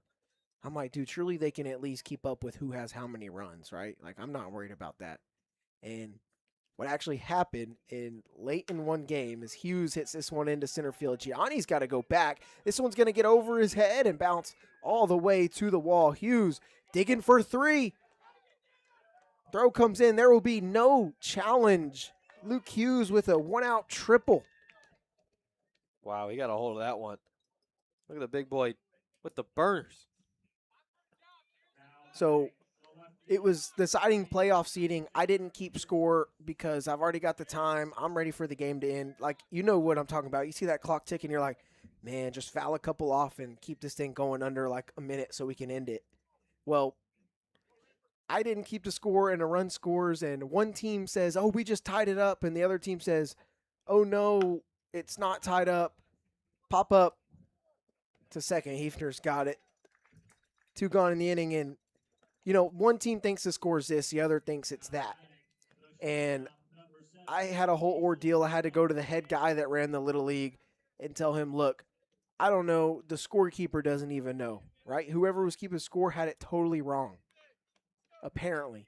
I don't know. Basically, the head guy of the Little League had to sit there and watch me umpire extra innings of this game deciding playoff seeding. And we had like a 20-minute stoppage and delay because these coaches were yelling at each other. The one team that apparently no longer had the lead and had to go play in extras, they had a coach that I'd almost kicked out multiple times throughout the season. Me and him had beef, and it got worse, especially when they ended up losing that game. Yeah, see, that's where I would have came in and said, yeah, you didn't tie it. You lost. Boom, we're done. They could see me in the parking lot if they want. I've had that happen once. 3-0 to Diesel Toth. Yeah, I've had to almost kick dudes, grown men out for yelling at a umpire at a 8U baseball game. It's unreal. If you got to see it. If you don't believe it, there's videos on social media, but the stuff you see, it's real. There are people that crazy out there. 4-pitch walk to Toth. Put him on the corners with 2 away. I low key wish that before any game, someone brought me aside before I took the field and was like, yo, here's an extra 50. I wish that happened. Never happened, though. Yeah, you'd be up $50. Yeah. Now, I'm not too egregious, right? If a dude's out by 3 steps, I'm going to call him out. But if it's a really, really close play, I might call him whatever way I need it to go. Early in the game, though, I'll go off what I see. But it's whatever gets me out of there fastest makes me more money per DM. Toth takes off for second. There will be no challenge there. He's got his second stolen base of the ball game. Can't leave 2 more stranded, right? Because it's kind of feeling like old times. I know you can't be super dominant every single game at the plate, but got to start coming through. Miners have stranded 6 all through innings 1 through 3. It was 3 up, 3 down in the 4th for Jones. Now 2 in scoring position, 2-way for Babcock. That one is outside. Babcock has a triple, run scored, and a walk so far today. He could do damage right here in this 5th. Miners trail it 2-1. We'll say umpiring T-ball, but softball was my favorite. Softball parents were by far the easiest because they just score 5 runs in an inning and we call it good. That one's fouled down the first baseline. I mean, pretty much everyone got an infield single. Then they'd score 5 runs, and then they go back and switch sides. You always got to be friends of the umpires. They are humans, too. I mean, better than being mean, but I'll have guys pregame come up, oh, what's your name? Be super, overly friendly. And I'm like, dude, it's not working, bro. You just know. It's a high fly ball into left center field. 3 pilots ranging in. Gianni cuts off Dahl, makes the catch for out number 3, and now make that 7 stranded on the base pass for the Miners through 5 innings at bat. 2-1 Pilots.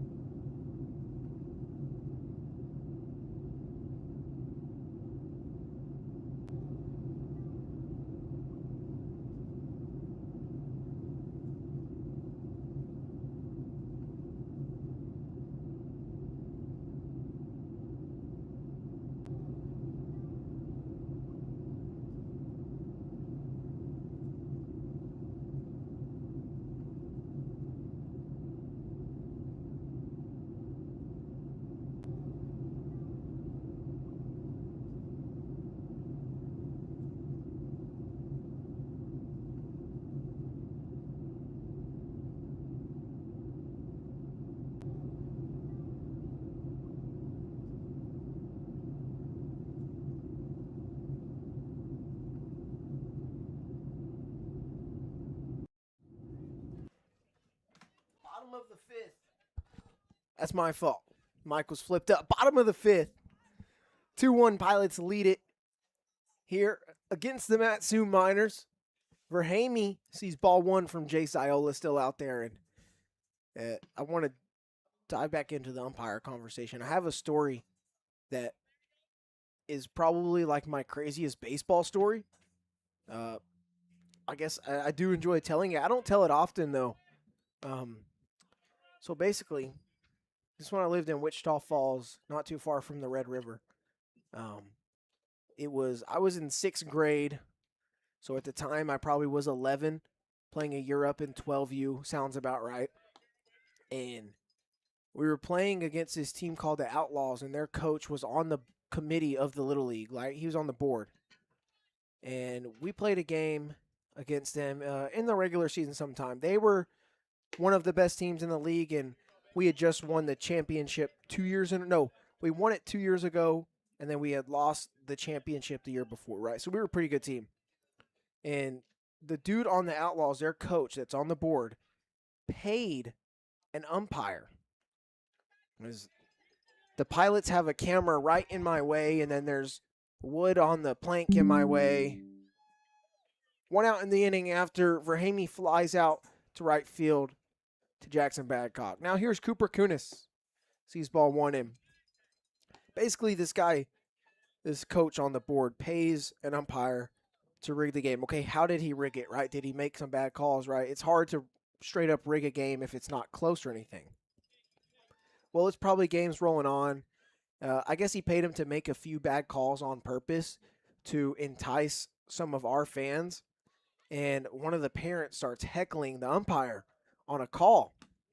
And I remember exactly what this parent said. He said, "Good call, Blue," just being sarcastic. Right? That's not aggressive whatsoever to say, "Good call, Blue." Obviously, kind of being a jackwad, but he says, "Good call, Blue," turns around, throws him out of the game for saying that. It was like one of the first things he had said all night, kicks him out of the game.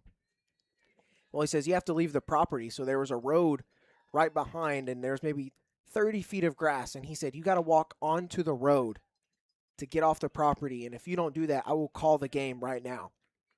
And as he's walking towards the grass, he says something again to him. And boom, he said, "Nope, you won't leave. I just kicked you out. You won't leave. Game's over." And we were getting the loss, basically, for that game. As Kunis rolls this one over to second. Millar's there for the second out of the inning. And so the game was over. They made us lose the game because, of all people, my stepdad is the guy that got kicked out of that game for saying, "Good call, Blue." And, yeah, he's the reason that we basically had that game forfeited. And then what happened is that coach that was on the committee, he left. And the other team players agreed to stay with us. We ordered Little Caesars, and we played baseball almost like it was a sandlot. No rules. We just played baseball. We were hitting lefty, throwing lefty, just playing around, having fun after that happened. And the craziest thing is the umpire who got paid to rig that game drove a trash truck for the city of Wichita Falls and was picking up the trash in our alley at our house, saw my stepdad in the backyard, and apologized and told him how bad he felt and was sorry for doing that. As Toth has another throwing error way past Hughes, and going towards second is Gianni. He will be safe over at second. It's another throwing error for Diesel Toth at shortstop. Super tough play to try to make, but yeah, that throw is just wild. But you know what? I might have to steal that method from that guy. All right. I've got ideas. He ended up being like a really good dude. He was not a bad umpire at all. He just been paid to be bad that day and do something that stupid. And I don't totally blame him. I'm not mad about what happened. Respect. I'm not mad about what happened. He even apologized to my stepdad, picking up the trash one day, and he ended up umpiring one of our games the next season in a different league because we left that league. And also, to make it even more sweet, that coach that paid to rig that game against us, we beat his team in the championship. Your boy, this guy, 4 1/3, 1 run, 3 hits allowed. Got the win in the championship game. He peaked. I'm definitely stealing that method, though, if I am. anymore. Got to respect the bread chasing. Right? Always. Yeah, that coach that rigged that game, he was super short, and he walked pigeon-toed, and we actually, during the middle of the season, I bought at Target or Walgreens with my mom. It was Walgreens or CVS. I bought a little garden gnome that I found, and he was holding a baseball bat and a baseball, and we called him the garden gnome or the gnome. And we basically just trolled him, brought it in the dugout every game, and it's our quote unquote good luck charm. I mean, I guess it worked. We won the chip, beat him, so. That kind of leads me to like superstitions in baseball.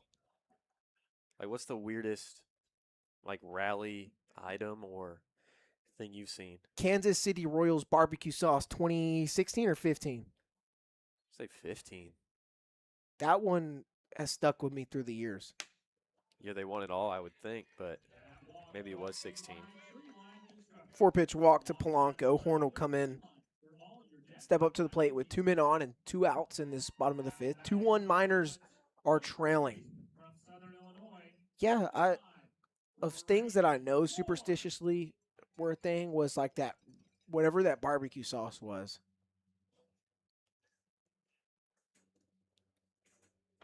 Getting off track though and back to the game. Ziola's never thrown 90 pitches this summer so far, so I'm curious to see how long he gets left in. Get a weak ground ball to maybe in a 1-2-3-5. That gets thrown away, then a 4-pitch walk.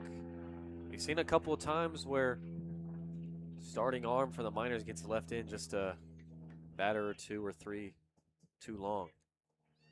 Zach Bowman seems to be loose in the bullpen, but with 2 outs, can Ziola get through 5 innings?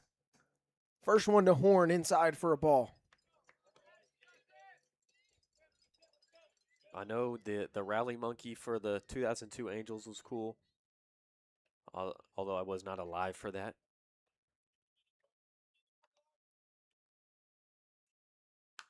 1-0 off the hands, fouled off. What is it? The rally monkey The rally monkey. for the Angels 2002. I'm trying to think of other things other than like, a rally cap. Everyone does that. Yeah, it's not niche enough. How about Texas State with Adrian the Martian? Yeah, Adrian the Alien is all time. Or Alien, yeah. If y'all don't know, Texas State baseball near the end of the season got an inflatable green alien from the softball team. And it works magic. That was kind of their thing. Yeah, it was awesome. 2-1s swung on a miss. Deuces run wild here. And actually, the story behind an alien for Texas State is San Marcos. The residents are referred to as San Martians. That's not the official term. It's San Marcans, but everyone prefers San Martians. So softball in 2025 had aliens throughout the ballpark. Baseball stole one, rallied, made a run in the Sun Belt tournament, got into a regional.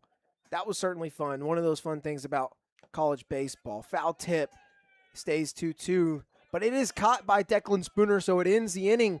Ziola has some words for the Pilot side as he leaves 2 stranded. 2-1. Anchorage leads it as we go to the 6th.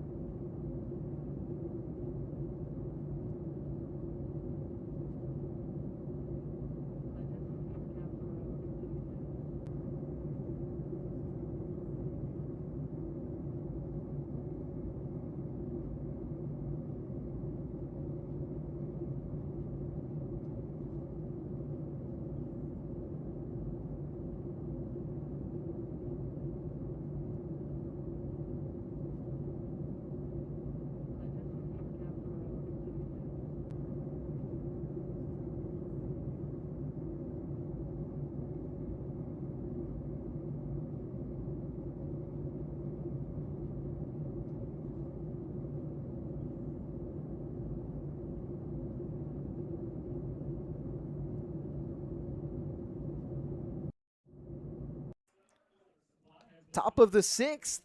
Miners trail 2-1. Will Millard will be due up first at 7-8-9. Millar, and Akers out here against Jack Jones still going. And, something just telling me internally that we should just tell stories all game. I think that's the move. I don't know what. Something's telling me that let's just tell stories. You can see the game. You got Yeah, it. forget the game, man. I mean, let's Yeah. just tell stories. It's whatever. We've won 3 That's in a what row. I'm being told, right?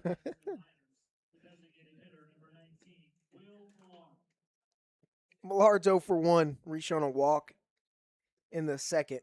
Flew out to center in the third.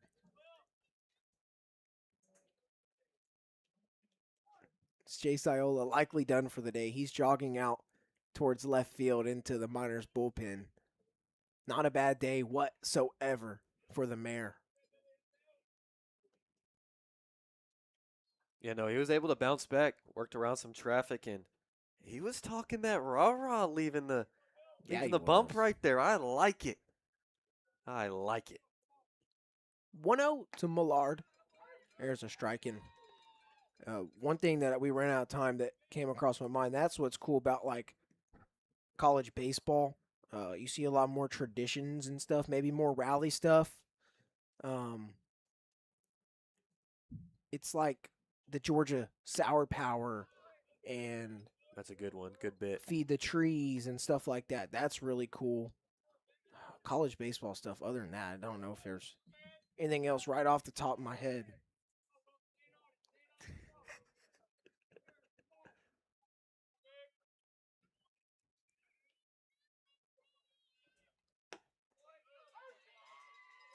Millard looks at a strike there.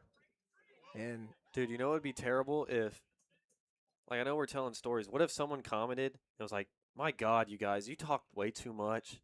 Dude, that's like 17 times so far. Foul ball, third base side. And honestly, then, like, what if they were like, dude, take a breath. You said more words in one game than I don't know who. What's a famous one? Vin Scully in his 60-year career. God, dude, that'd really get me going. Yeah, actually, we watched a documentary on the MLB app on the TV talking about Vin Scully. It was Bob Costas and Tom Verducci that were like the head narrators or whatever of that. And they talked about Vin Scully's career, right? Legendary broadcaster. Millard pokes one on first baseline, just foul. About how people just loved to listen to Vin Scully during the games. And guess what? Tell stories. Yeah, that's what they loved best. Not saying we're trying to copy his flow, but I think you could have picked someone better. If hypothetical, if this person were to comment this, I think maybe Vin Scully was the best one. That was my fault. I should have thought of someone who doesn't tell stories. Bob Uecker, the most loved one, maybe. They don't exist. I know this is a hypothetical. A broadcaster that does Bob Uecker, Mr. Baseball, maybe the most beloved, along with Vin Scully. He told a lot of stories. And thinking. Popped up right side of the infield. Second baseman Hefner's got it. There's the first out of the inning. But let's not waste time on hypotheticals. Yeah, Bob Uecker, big jokester. Big time jokester. I loved him in Major League. That is actually one of the reasons that Major League is a better baseball movie than some. Yeah, it has the broadcast aspect. He is some of the most famous scenes in that movie. First one to Cash Millar, who's 1 for 2 with the RBI single. Back in the second, drove in the lone run for Matsu. And we get that RBI bunt single. He was just trying to give himself up. Gonna pop this one up. Right side of the infield again. Will it be Hefner? Kunis calls him off from right field and gets it. Catches it right behind his right shoulder. And there's back-to-back pop-ups. Oh, Kunis came all the way to where the turf ends, which is just beyond second base. Went a long ways. I've had those moments as a second baseman where they call you off, you get it, they're coming in, it's a lot easier, and you're just like, all right, dude. Like, you're taking away my my reps. Right. Now Akers, he's 0 for 1, reached on a fielder's choice in the second. So rolling right along here. Just under the 2-hour mark. Game started at 6:58. It's 8:43 Alaska Daylight Time. So we got a 7 p.m. start. Got pushed back an hour because Glen Highway traffic, there was a horrible accident on the highway, slowing things down. Plus a lot of rain in the first half of the day in this part of Alaska. It's rained a lot over the last 3 days. Past couple weeks, actually. Yeah, it kind of sucks. Hit July, and it just wet all day, every day. Really sucks, honestly. It rains just a little too much for my liking, but I'll take 60 degrees over a Texas 99. Akers will draw a walk here with 2 outs in the 6th inning. See if you can get a 2-out rally going here. I think right now the main concern is just getting Jones out of this game. He's at over 100, they're letting him work.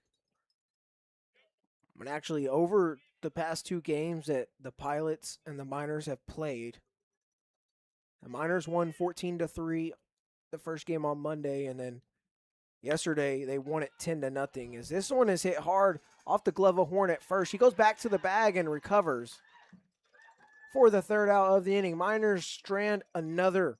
It's 9 on the evening. Bottom of the 6th, Pilots will pick up the bats.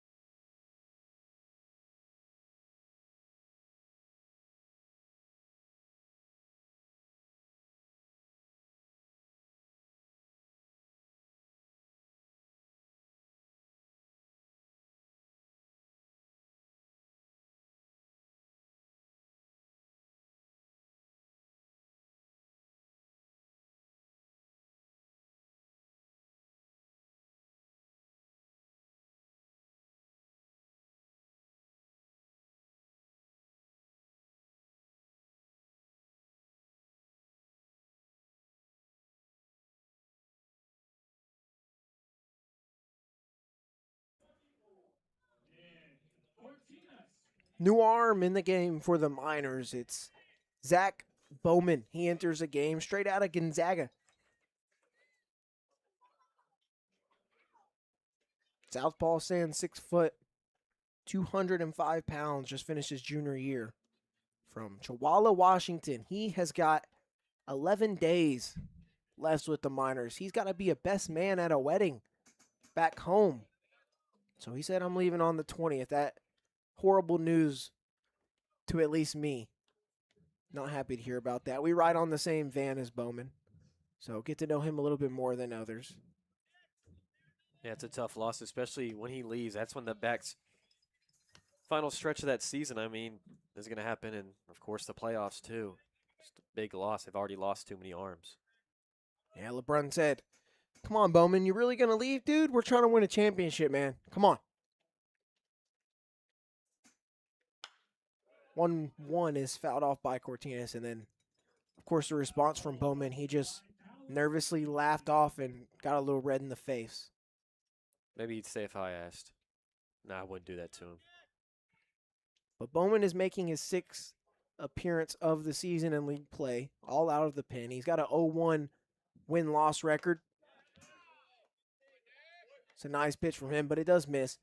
He's thrown 14 and 2/3 innings, and the ERA is a 3.68.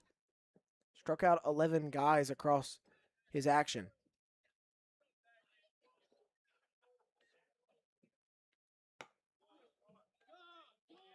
Count will run full to Cortinas, who's leading us off here in the bottom of the 6th.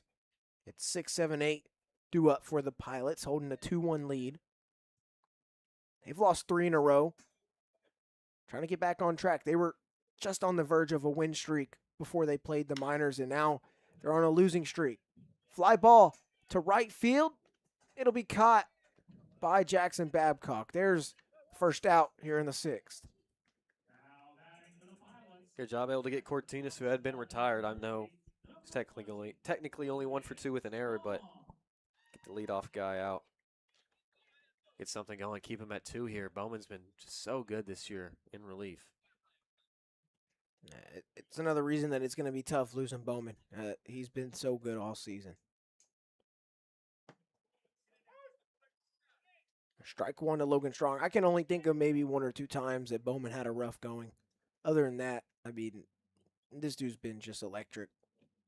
It's that game against the Oilers that the Miners lost in the 9th inning, but I mean, last time out he threw 3 innings against the Bucks in a loss, but only gave up 1 run on 2 hits. Yeah, that'll happen here in the ABL. Someone finally gets a single off of you. Okay.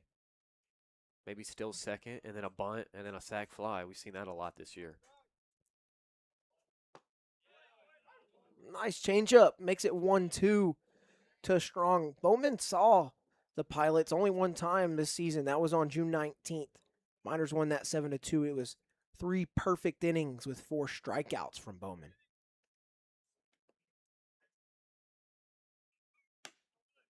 Tries to go back door there. Misses. It's 2 balls and 2 strikes now.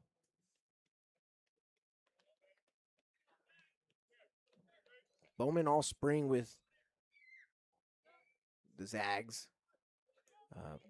4-seam fastball and a changeup guy. Hard shot, left center field. Pearson and Akers giving chase. Tyler Akers dives, bounces off his glove, off the wall. Pearson will get it in, and it's going to be a double for Strong with 1 out in the inning. What an attempt from Akers there. Took a couple of seconds to get up. I know that warning track out there is kind of rough. It's not soft dirt, I'll tell you that. It's like gravel. But he's up and moving. That's good. That would have been an unbelievable play from Tyler Akers. Tough one nonetheless. So it is a 1-out double for Strong. And there goes Bowman's 3 1/3 perfect innings against the Pilots this season. Dang it. Just had to say something. I know, right? I mean, it literally did not take but a moment after I said that. Like I was trying to say, fastball, changeup guy at Gonzaga this spring. He's added that slider and curveball into his mix this summer, trying to be a 4-pitch guy. Much needed. I mean, I can't believe he had a sub-5 with just a fastball changeup. And it's not like, hey, I'm throwing fastball changeup, I throw 100. He was sitting 88, 90. He said, I said 88. And I was like, man, you're being honest about that too. And you only threw 2 pitches and your ERA was that low. That is very impressive. But yeah, no, his pronation is just so good. That's why his changeup is just gnarly. Terwilliger has talked about it a ton, which kind of made him struggle a bit to get that slider going because that's the opposite way. That's supination instead of pronation. So he's got to get that down to a T, but, you know, he's got good stuff. 1-1 to Jake Dahl outside. There's the slider. It's 2-1.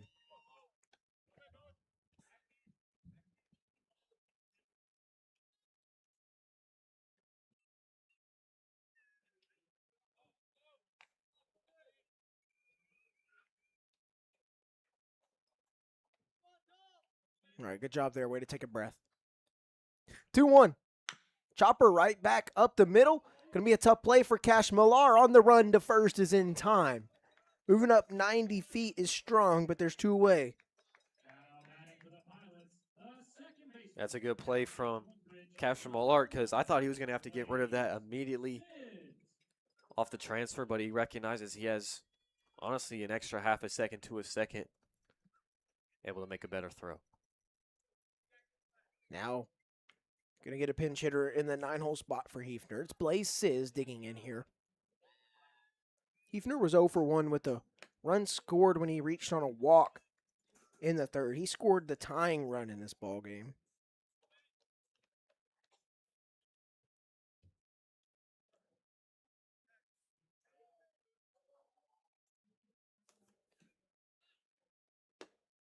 Swing and a miss. It's 1-1.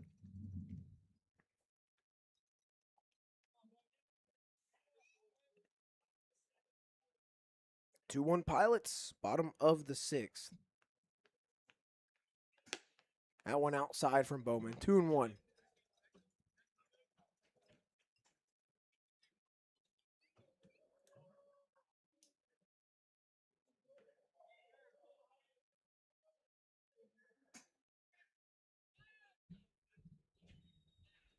Two 2-1 on the way from Bowman. Fouled off the end of the bat of Sizz. Deuces here, bottom of the 6th. Insurance 90 feet away for the Pilots.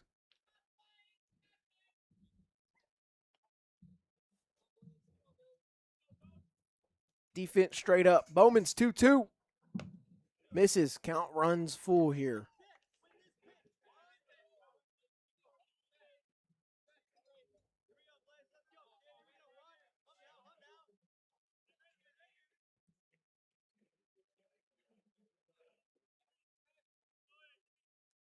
Payoff.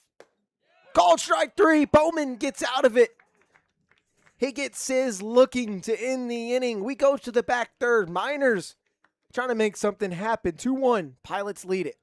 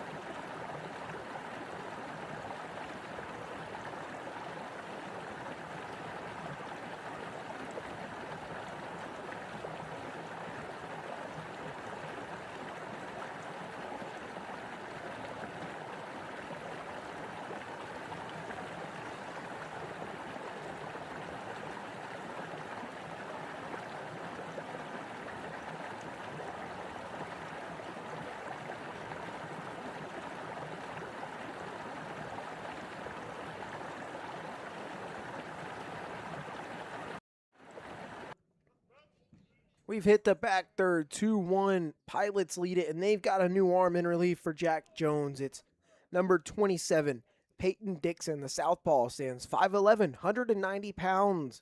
Sophomore out of Sacramento State University, hometown of Honolulu, Hawaii. That's one of 3 Hawaii representatives on this Pilots roster. He'll see 2, 3, 4 in this top of the 7th, starting off with Declan Spooner. Hard shot, first base side. Horn misses it eventually, but he'll hustle over to the bag for the first out of the inning. Spooner now 0 for 3 on the day. Well, what I was going to say if he took that one was This is probably good for the Miners. Jones with another solid 6 innings against them.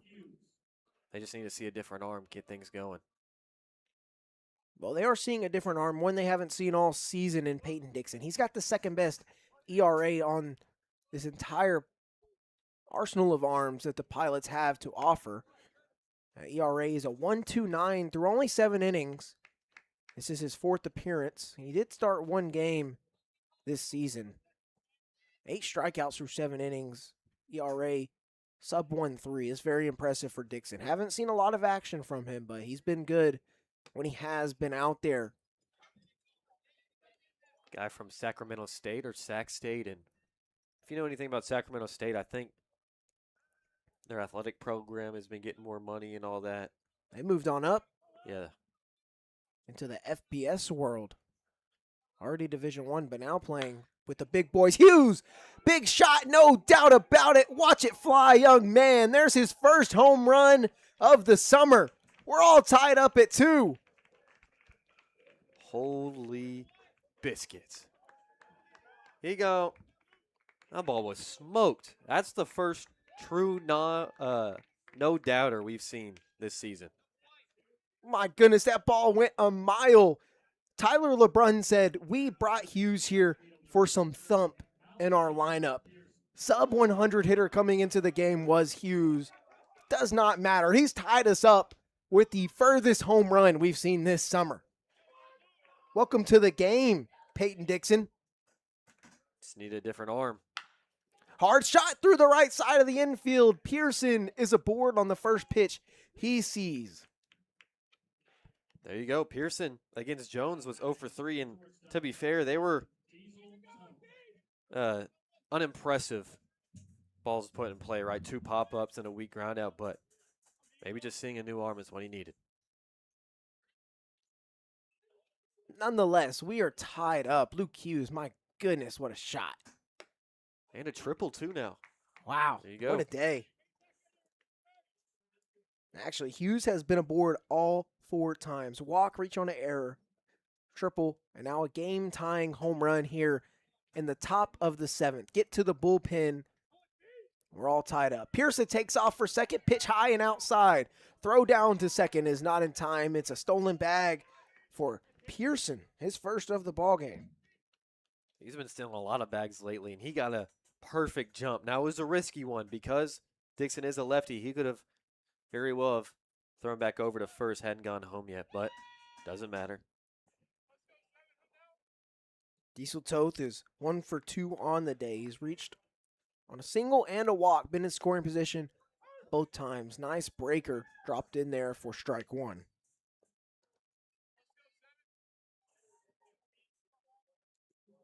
With Toth up here, Pearson on second after his 1-out single. Jackson Babcock is on deck. Will Millard is in the hole. 2-1 on the way. It's a big swing and a miss from Toth. He was trying to pull Luke Hughes there, huh? A little bit, yeah. His head was way out.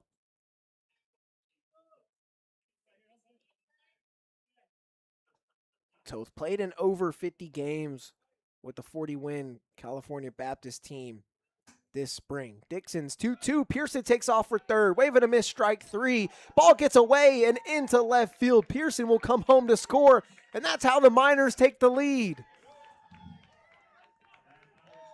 It's about creating havoc on the base pass. We've seen that multiple times with a Miner trying to steal third and a throw. Just not able to be on target, and they score a run off of that. Doesn't matter how it happens or how we got here. Miners are 3-2 up right here in the 7th. They've trailed 2-1 for the majority of this game. Have not scored since the 2nd. They find 2 here in the top of the 7th against Peyton Dixon, who's just now coming into the game in relief of Jack Jones. Babcock sees strike 1. He's 1 for 2 on the day with a run scored and a triple. He scored that run back in the 2nd. Hard shot down the right field line from him. Here's another one into right field. This one will just be a single, but there's a 2-out base runner for the Miners, and it's a 2-hit game for Jackson Babcock. There you go. They're clearly seeing Dixon well. I think that's exactly what they needed, was just a new arm.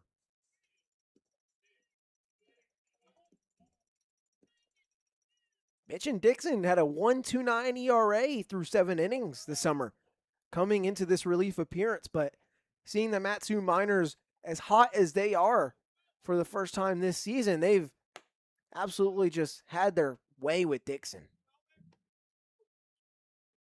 Yeah, something about Jack Jones, whether it's the way he pitches, just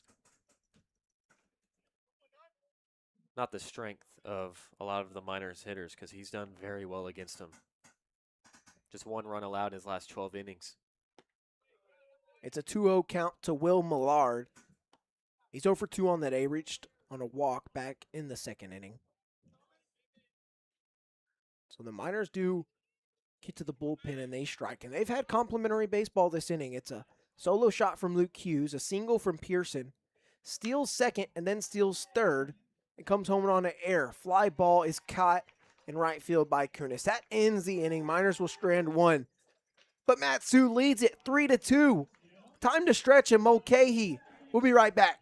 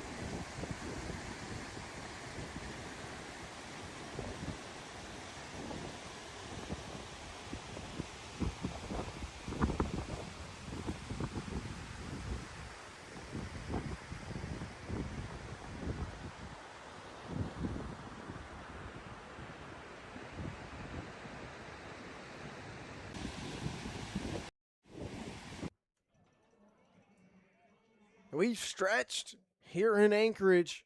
A little bit later stretch than usual. 9:05 local time as we've been playing baseball for 2 hours and 7 minutes.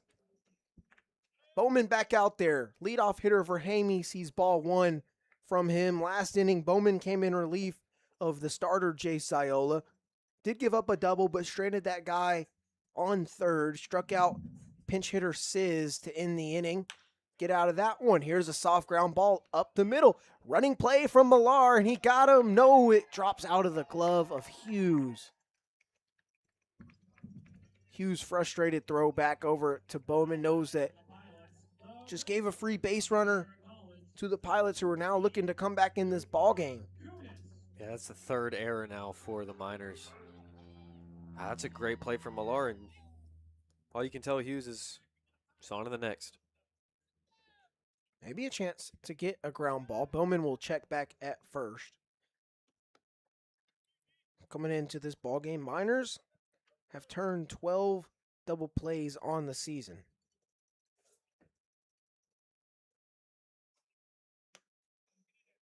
There's ball 1. And the Glacier Pilots have hit into 19 double plays coming into this game. That's the most in the ABL. Not a category that you want to lead in. Mention how they have struggled to score a bunch of runs with guys on base. There's strike 1. They've left opportunities out there on the base paths for pitching staff. Certainly needs the help. Absolutely, and 2 big ones yesterday. Bowman, another check over at first. Yeah, Jackson Baker did an amazing job last night. Maybe would walk a guy or let up a base knock and would respond with a double play late in the game. Another check On for Hamey over at first base. Late in the 7-inning game, I should say.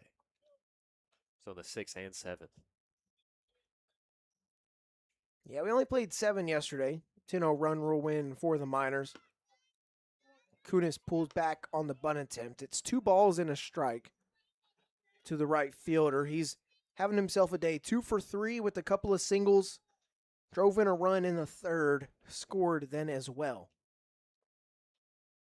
2-1 on the way, fouled off the inside part of the bat. It'll be 2-2, and Kunis back in that third. He advanced to second on a throw going home, and then he got to third on a ball that got away from Spooner, and then another pitch got away from Spooner as well on a pass ball. Allowed him to score. At 2-2, breaking ball well outside. Count will run full. Antonio Gianni is on deck.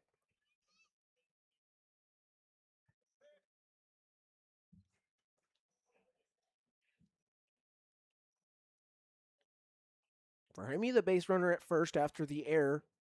Payoff pitch. That one on the ground. Cash Millar. 4-6-3.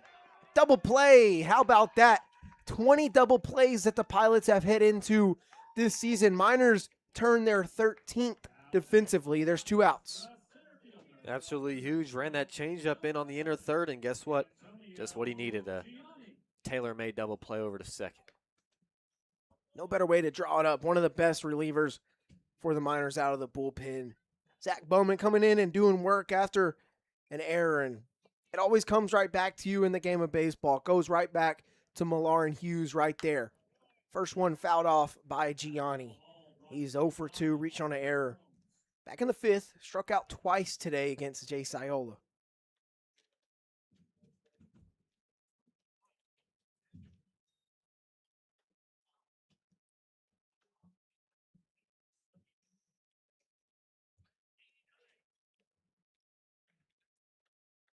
Oh, 1.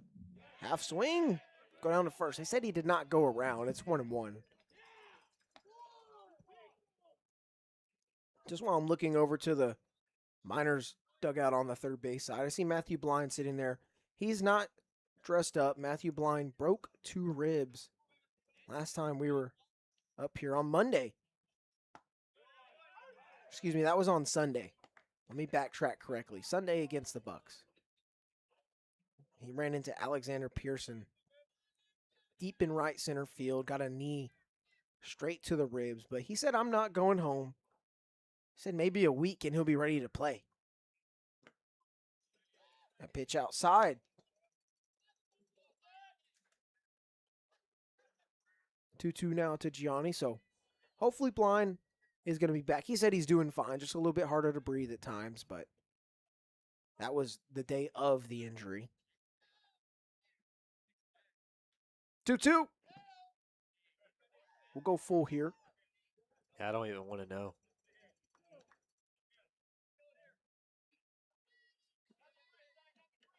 And big shouts to Matsu Regional Medical Center they're one of our sponsors. Shout out to them for getting our guy Matty B in, getting him checked out. Bringing back the good news too. Love it. Payoff. Just below the knees. It'll be a walk drawn by Gianni. He reaches for the second time tonight. Good 3-2 pitch, but just left it low. Now the 4-hole hitter is Edison Polanco digging in. He's 1 for 2. Single, reached on a walk his last time up, and then struck out looking in the first inning.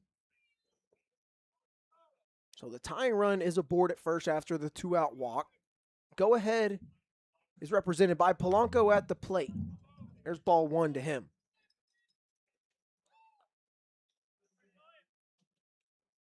Polanco, an Anchorage local guy, playing in his backyard.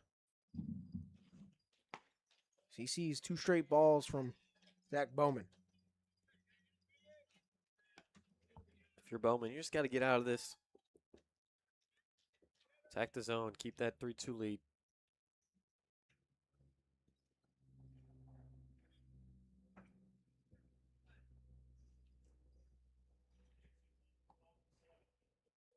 2-0 from Bowman. This one popped up near the Pilots dugout on the first base side, but it does get out of play. It'll make it a 2-1 count.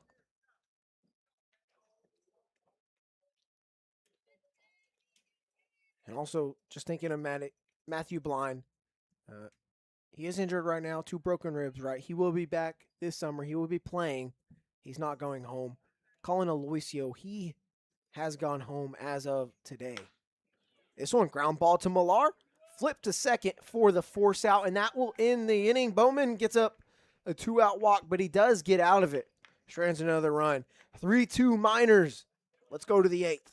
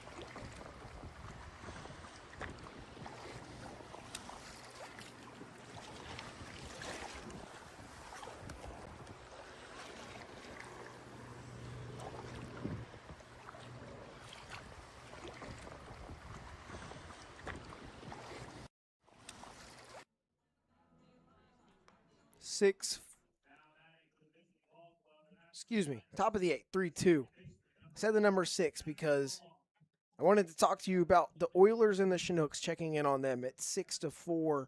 And the top of the 8th, the Peninsula Oilers are leading Chugiak in that one. Oilers are in first place. Game back are the Chinooks.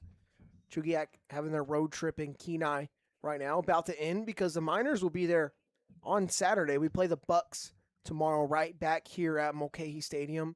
Supposed to be at 6 p.m. We'll see how that works out.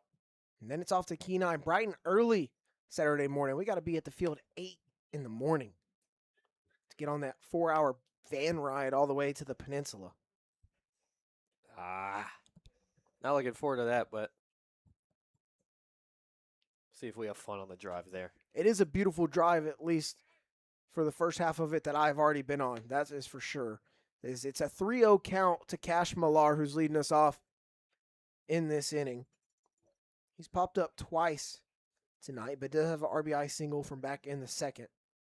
Drove in Babcock for that first minor run of the game. 3-2, though, here in the 8th, and it's a 4-pitch walk from Dixon to Millar. He's aboard for the second time this ball game.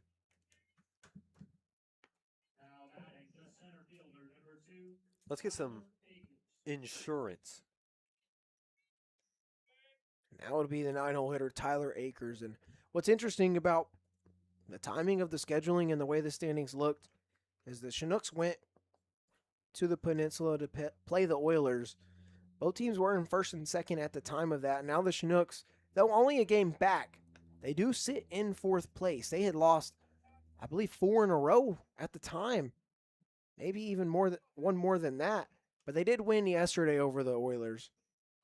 Did bounce back, but a lot of things can happen through one series in Kenai, especially against a first-place Oilers team. Akers will still await the first pitch. Millar's back-to-back pickoff attempts from Dixon. And it's kind of the thing with this Miners team. They are half a game out of first. Say the Oilers win tonight, they should remain in first based off their winning percentage alone. And the Miners would be chomping at the bit to catch up to that Peninsula Oilers team. And then going to Kenai for 4 games.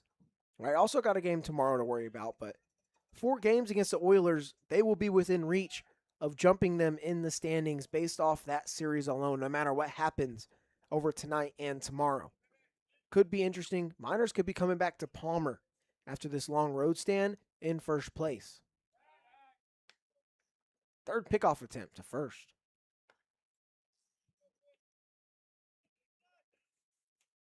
Pretty much 1 through 9 for this Miners order. Everyone on the roster can take off still an extra 90, so I understand Dixon looking that way. Only this 3rd pitch to Akers. I thought he was someone who would wear that. I'm calling him out on that. Right? Eat it. Eat it. So this is the first game of a 7-game road stretch for the Miners. We don't come home until Friday the 17th. Millar takes off for second. That pitch misses for a ball. Throw is not in time. It's a stolen bag for Cash and Millar. Dixon unable to get the pick off. And then right there, Strong unable to throw him out. Well, you can't blame him for picking off 3 times. He knew something, that's for sure. Now totally expect with only 1 strike here, Akers try to put 1 down. But yeah, that is correct. We got 8 more days from now till we're back in Palmer. 2-2 is the count to Akers after that breaking ball lands in there for strike 2. I was for sure thinking he was going to lay down a bunt. Blanco is behind third base bag. It would have been maybe ideal for him, but Dixon also the lefty falling off towards the third base side. You never know. 2-2 from Dixon to Akers. Whew, just misses. And Akers are just another one of those takes. He sees something I don't, that's for sure. He likes to leave it up to the umpire. That was risky, too, after that last pitch before that. It was pretty much the same thing. That one just barely above it, I guess. Looked good. Millar in scoring position. Miners would like to add on with no outs here in the 8th. Payoff pitch, called ball 4. Another big-time take from Tyler Akers. He's drawn walks in back-to-back plate appearances. Just what he does. That's now back-to-back walks to lead off this inning for Peyton Dixon. That turns the lineup over for Will Godfrey. Mentioned he was red hot. It can't last forever, unfortunately. 7 for 9 coming into this ball game, and today, not so hot. He is 1 for 4, but still not that bad when you think about it compared to what he has done over the last 2 games against this Pilot squad. Chance to do more damage, maybe get RBI number 10 or 11. He's got 9 over the last 2. Dixon gonna turn around, look at second. This is where he has beef. Are you man or are you mouse? Don't let the hot streak end. Because I don't think a 2-hit game with an RBI or 2 is letting a hot streak end. So, got to keep it going. Multi-hit game is not letting it end at all. Miners have executed a hit and run already today. Maybe first and second, no outs, hottest hitter at the dish. They want to do something similar here. Got 2 speedy guys on the base pass. That one fouled off left side out of play.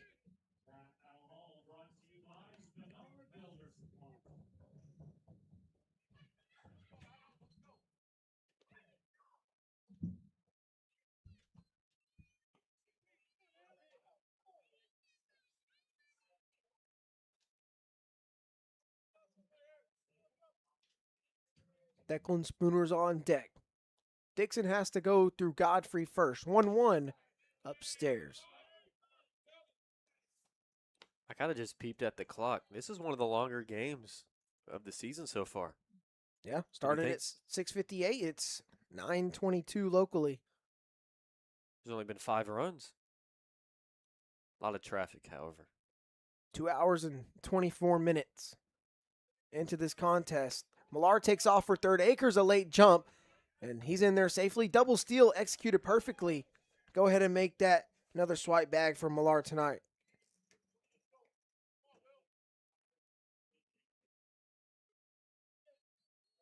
God, I wish the stats broke down stolen bags just to third instead of also including second, because the Miners take off for third a lot. That's a risky move.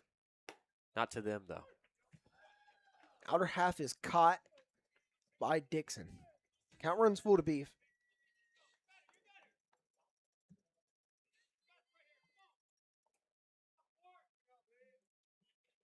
So 2 in scoring position for him with no outs in the 8th. It's a 1-run minor league. Payoff. Called strike 3 on the outside corner. Godfrey goes down looking for the second time tonight. Yeah, both times on a pitch that's just painted on the low and away corner. Tough break. So now Godfrey still only 1 hit on the evening. Rougher day than what we've seen over the past few. But now a conversation on the mound for the Pilots. See if, they got a new guy coming. So while they bring in the new pitcher, we'll take a break and we'll be right back with that new arm.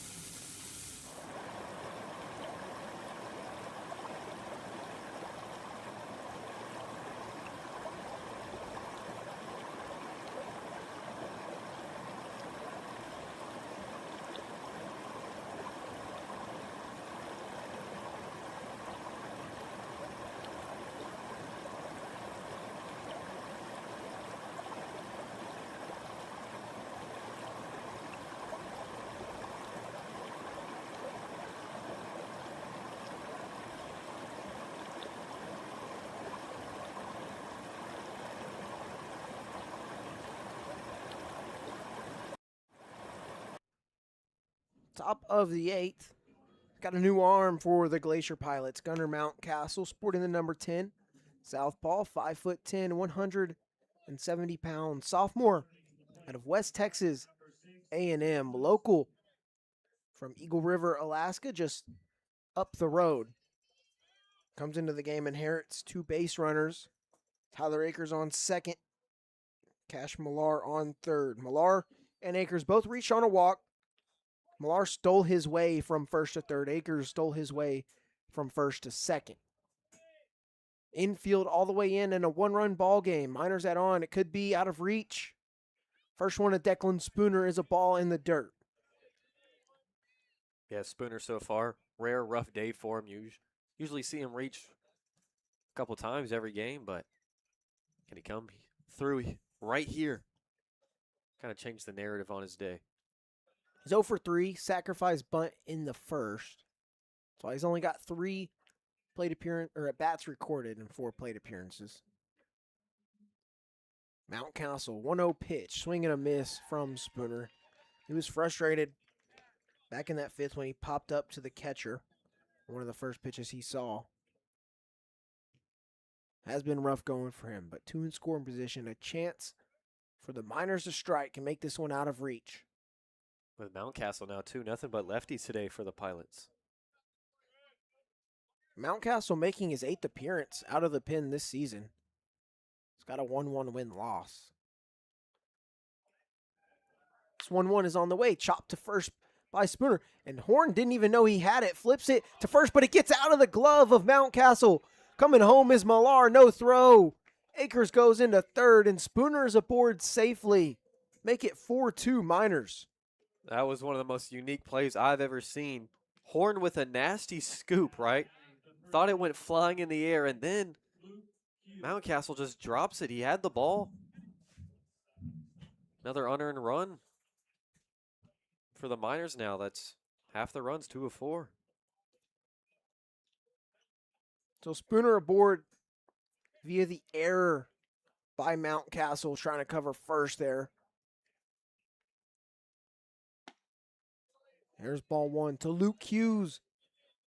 Big thumper. Solo shot back in the 7th. Greeted Dixon with a big fly well into the football field over behind left field. Wind still blowing in that direction. Hughes could break this thing wide open. 1-0.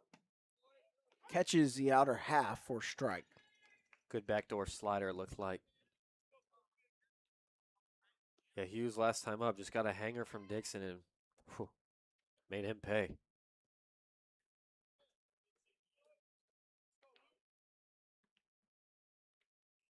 One outside. So Spooner does finally get aboard in this ball game, despite it being on an error, but it does lead to a run coming in. That ball was hard hit on a first baseman in Horn, who was right on the grass. Tough play for him. He made it. Just couldn't convert with the flip to Mountcastle.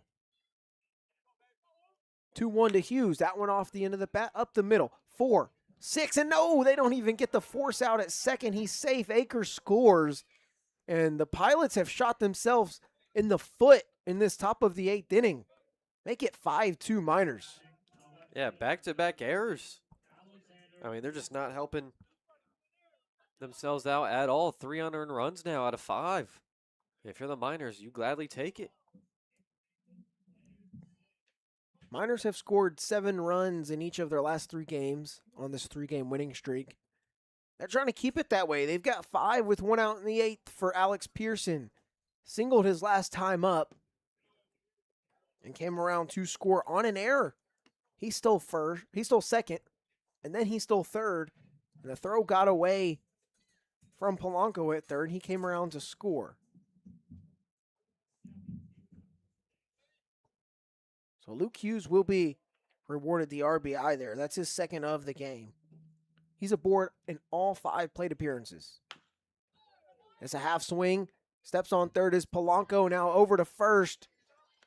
And in time, double play. That does in the threat. But the Miners add 2 more. They have a 3-run lead going into the bottom of the 8th.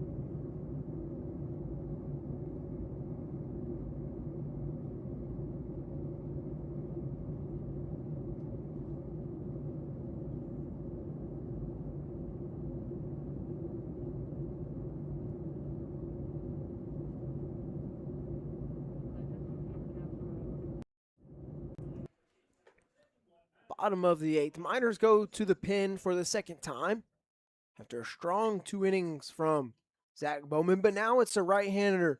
Connor Mundy coming in relief here in this bottom of the 8th inning. The right-hander sends 6'2", 190 pounds from Sam Houston. Just finished up his sophomore season. Hometown of League City, Texas. I'll just say basically Houston if you're not familiar with that. He's making his 5th appearance out of the pen this season, and through 8 1/3, CRA stands at a 4.32. He struck out 5 batters. His whip, though, is just barely above 1 at a 1.08.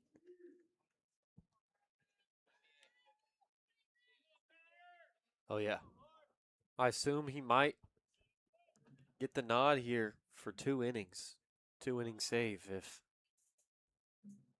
he gets through the 8th pretty quickly. No damage. 5.67 for Anchorage. Braden Horn sees strike 1 from Mundy right here. Mundy has seen the Pilots a couple of times. Saw them in the exhibition on June 27th. Not even going to tell you too much about that because it doesn't matter. Mundy did have a good outing, though. Strong 2 innings. Result of that game does not matter, though. Pop up right side of the infield. Cash Millar catches it. Toes on the dirt for the first out of the inning.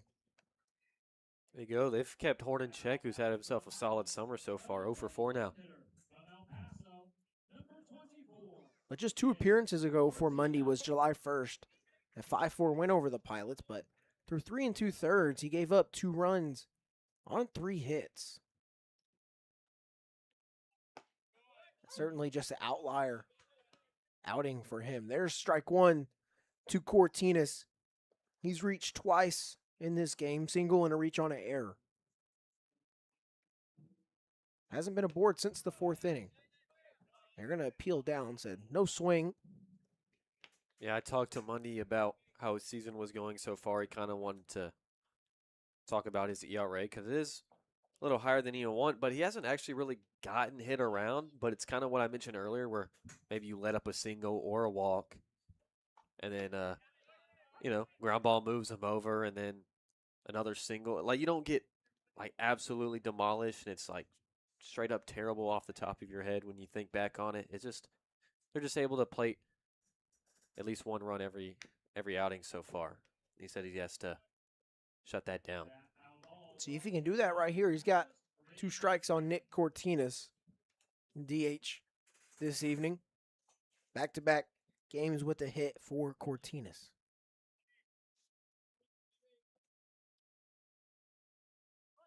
It's a 3-run Miners lead. Mundy can pitch comfortably here.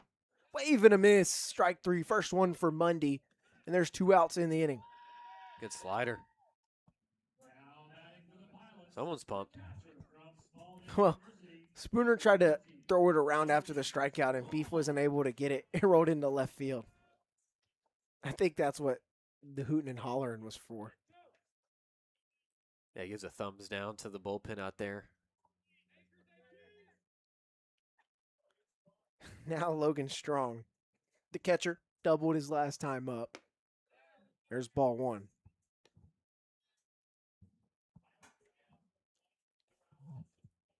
It's only 7 pitches, now 8 for Mundy, but 2 outs. Working rather quickly.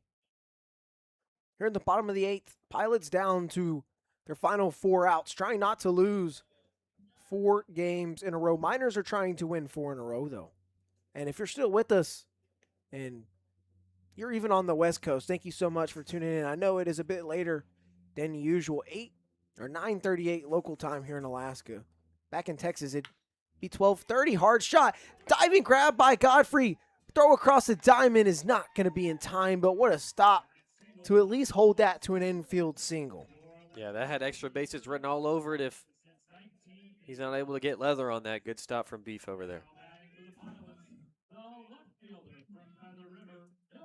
But yeah, thank you for staying with us all. Currently 75 of you.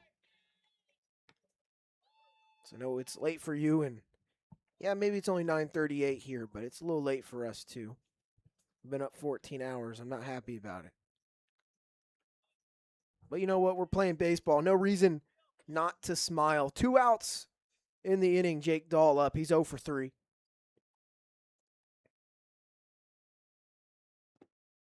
That one low for ball 1. Go ahead, let them know why you were up so early, though. Yeah, I was getting on a video chat with a couple of my boys from San Marcos. They work at KTSW with us. Well, I don't work there anymore. I graduated, but radio station at Texas State. We started a podcast about Pac-12. It's a brand new podcast covering the brand new Pac-12 conference. Multiple teams. You got Oregon State and Washington State. They remain. They stick through it all. 5 teams from the Mountain West. I'm not going to blabber a bunch of names to you, but then also Texas State from the Sun Belt joins as well for the 8th football school. So, being from Texas State, we decided we'd cover that school's conference. 2-0 to Dahl. But yeah, that was episode number 2 we just recorded. I'm told it'll be out tomorrow. I'm not doing too much besides just talking on that right now. Plate's a little full. Say this has certainly kept us busy. Oh, yeah.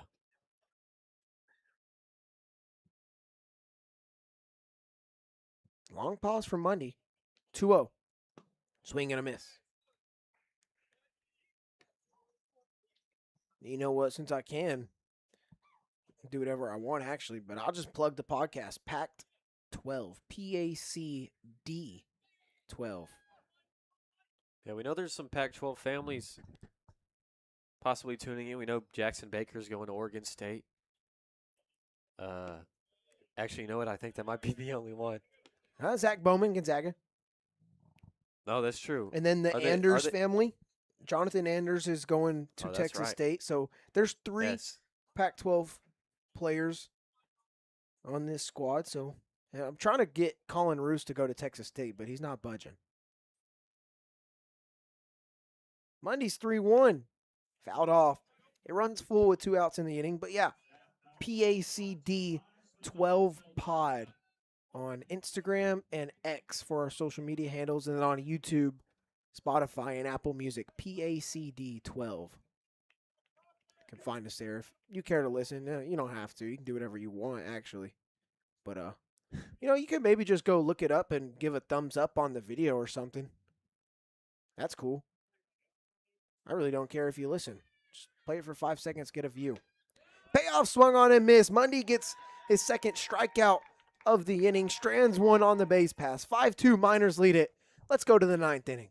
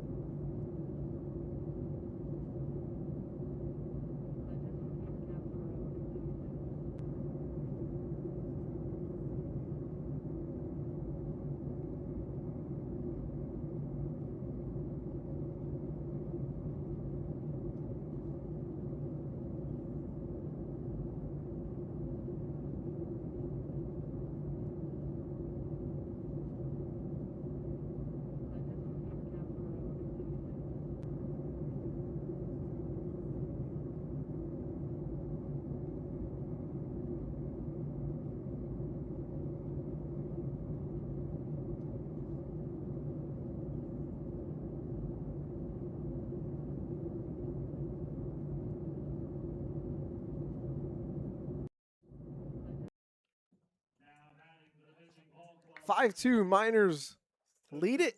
Top of the ninth inning, 3 outs. Away are the Pilots from losing 4 in a row. Miners would like to add on and then get those 3 outs to win 4 in a row. Diesel Toth leads us off here. Be the longest win streak of the season.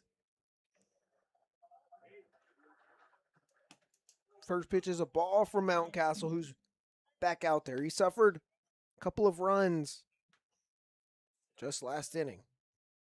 Yeah, both unearned, even though one of the errors was his fault. But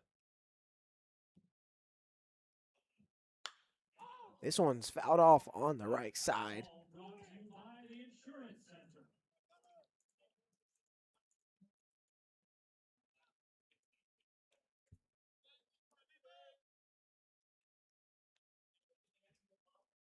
Toth singled, back in the third, stole a bag. Reached on a walk in the fifth, stole a bag. you know what? This is one of my gripes with baseball scoring. I feel like if a pitcher makes an error, like it himself, and a run scores, it should be earned. It was your fault, dude. But no, it's considered unearned. Yeah, I can see that. I can get down with that. 2-1 is called a strike. But anyone else, yeah, go ahead, unearned, whatever. Just one of the few gripes I have with baseball scoring. I mean, it's a thought process 150 years in the making, so I've had a lot of time to perfect it, I would say. Good fight from Toth. Stays 2-2. Did you ever read those Magic Treehouse books? Yeah. I think there's one. This might be a different franchise. It might be the baseball card one, actually, where he goes back in time with baseball cards. But, yeah, I think it's that one, actually. So, erase the Magic Treehouse stuff. He goes back and meets the supposed inventor of baseball. It's still, undecided. But, dude, I love that book growing up.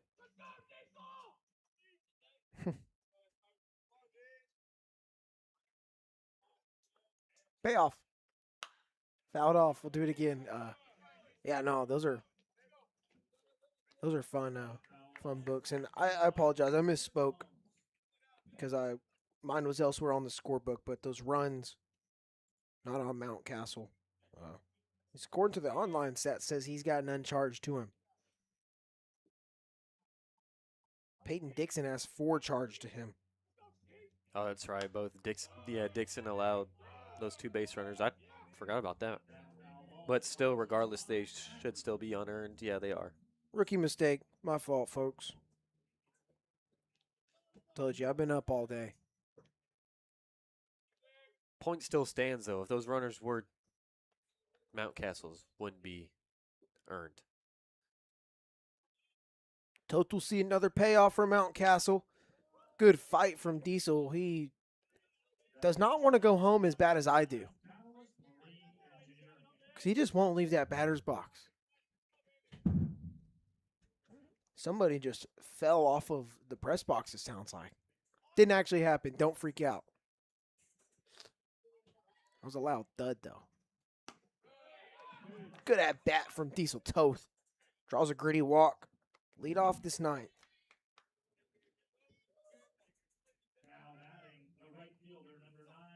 You like that? Or you love that? I love it, Coach. I love it. I'm not liking it right now, dude.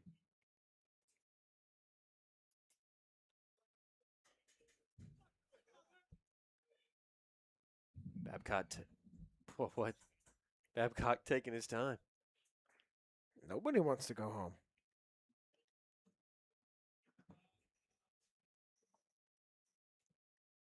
First one from Mountcastle is low for ball.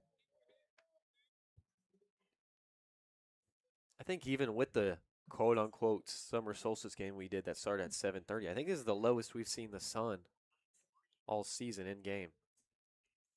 Yeah, this is, essentially what? We started that game at 7:30. This one started at technically 6:58. There's a ball. Toth takes off, and he's in there. Go ahead and make that 3 stolen bags for Deese tonight. Just free eats. In this 3-game series that the Pilots and Miners have played, they've had, I think, 3 different catchers. I think it was Horn, Cortinas, and now Strong. They're just taking advantage. Just bullying them. The 8th stolen bag for the Miners tonight, too. 8 in 1 game. It's ridiculous. It's 8 free 90s. Error strike 1. It's 2-1 to Jackson Babcock. Clearly in the scouting report, the Strong and Logan Strong behind the dish does not stand for arm. Thing is free eats. It's a buffet line. Conversation here is nobody wants to go home. Not near as much as us, at least. I'm just tired, you know? You fired me? I get it. No, dude, actually, nah, bro, some of us want this grind, dude. Not scared of it. All right. That's only you, bro.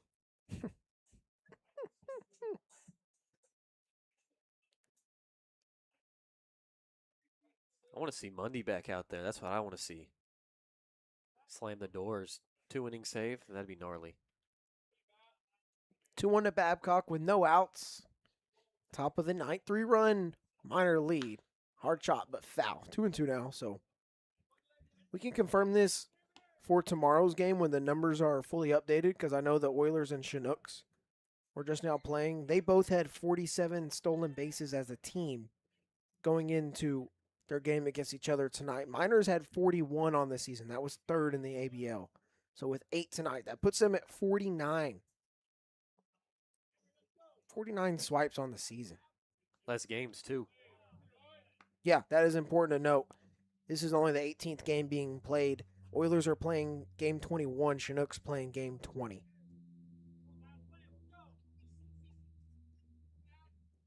Let's go ahead and check on that game. 6-5 Oilers over the Chinooks, top of the ninth. So Oilers would remain in first without a doubt with that win if they're able to hold on. Payoff. That's going to run in and actually hit Babcock on a 3-2. He definitely went in a bit of pain there. So back-to-back free passes given up by Mountcastle. It's a tall bat boy we got. There's no way that dude shoves. That bat boy is listed at 6'6".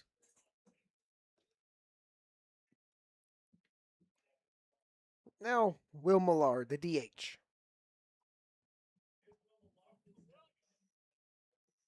0 for 3, reached on a walk in his first plate appearance. So hasn't been on base since the 2nd inning.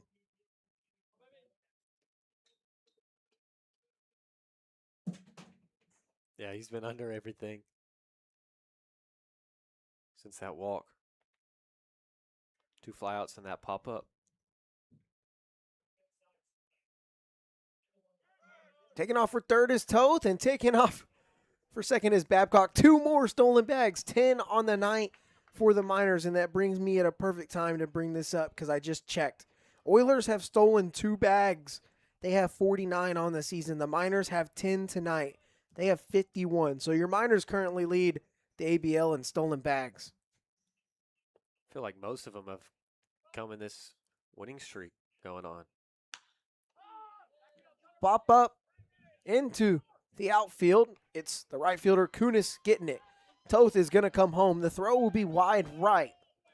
The Miners add another one on a sac fly from Will Millard. Mr. Clutch makes it 6-2. Talk about doing your job. Good job from Toth and Babcock, stealing 3 combined bases, right? Getting in a scoring position, both of them. And then Millard, hey, just doing what he had done all day, which is getting under and getting to the outfield. That gets it done. Yeah, with guys in scoring position, not too bad if you put a ball in the air in the outfield. Good job by Toth. Quick speed. Now Cash Millar. Will Millard will probably not be excited that I called him Mr. Clutch on a run that might end up meaning absolutely nothing besides adding an RBI to his total on the season. But he's not a fan of that nickname, by the way. I know Mrs. Millard loves it, though, so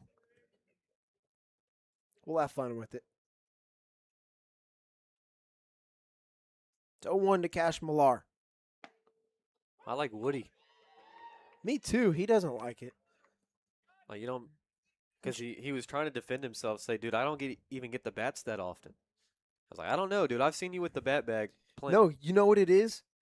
And I should have noticed this. The players carry their bats. Like, they don't even.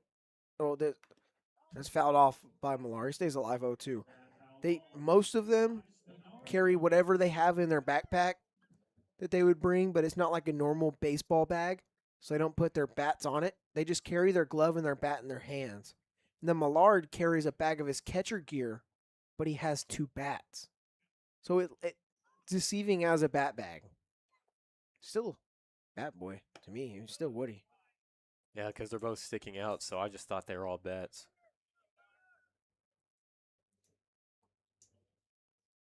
Millie, Mr. Clutch, Woody. Yeah, you call him whatever. See if Millar adds on to this solid game he's got going on. Call him William if you want. 1-2.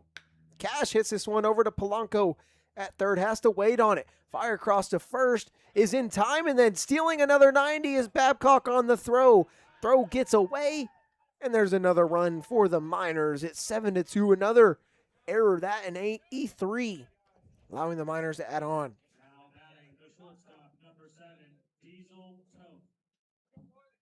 Just another error from the Pilots. 5 now, and just so many unearned runs they've given up. They've really just shot themselves in the foot, and the Miners have just done their job putting the ball in play, letting them mess up. Now it's 9-hole hitter Tyler Akers. Miners have scored 7 runs in their last 4 games now. They've won 3 of them, trying to make it 4 in a row. So I told you that a million times. I'm excited, dude. I love win streaks. I love winning it. Honestly, if you would have told me this where we'd be about 2 weeks ago before this, I would have said you're crazy. Offense looks completely different. Pitching staff continues to be nails. But, man, this offensive explosion is just, I haven't seen anything like it. Yeah, hard to do in a wood bat league, but they're getting it done. And they do it by not slugging too often. Definitely slugging a lot more. You know, a couple of triples, that home run by Hughes. Also that grand slam from Godfrey. But also, too, just, dude, stealing bases. It's a big part of it. I mean, stealing 10 in one game is ridiculous.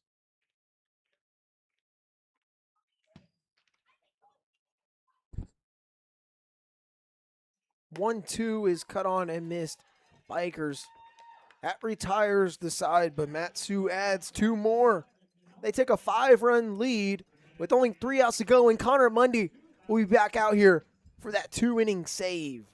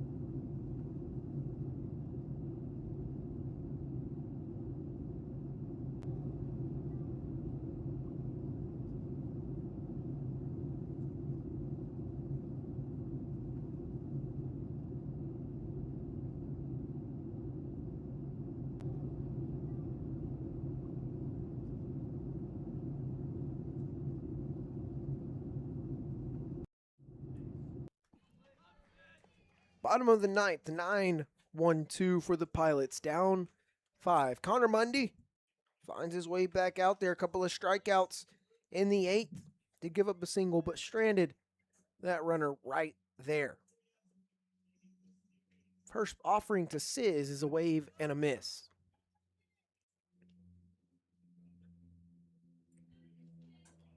If you're Mundy, you know you're working with a 5-run lead. Just attack the zone.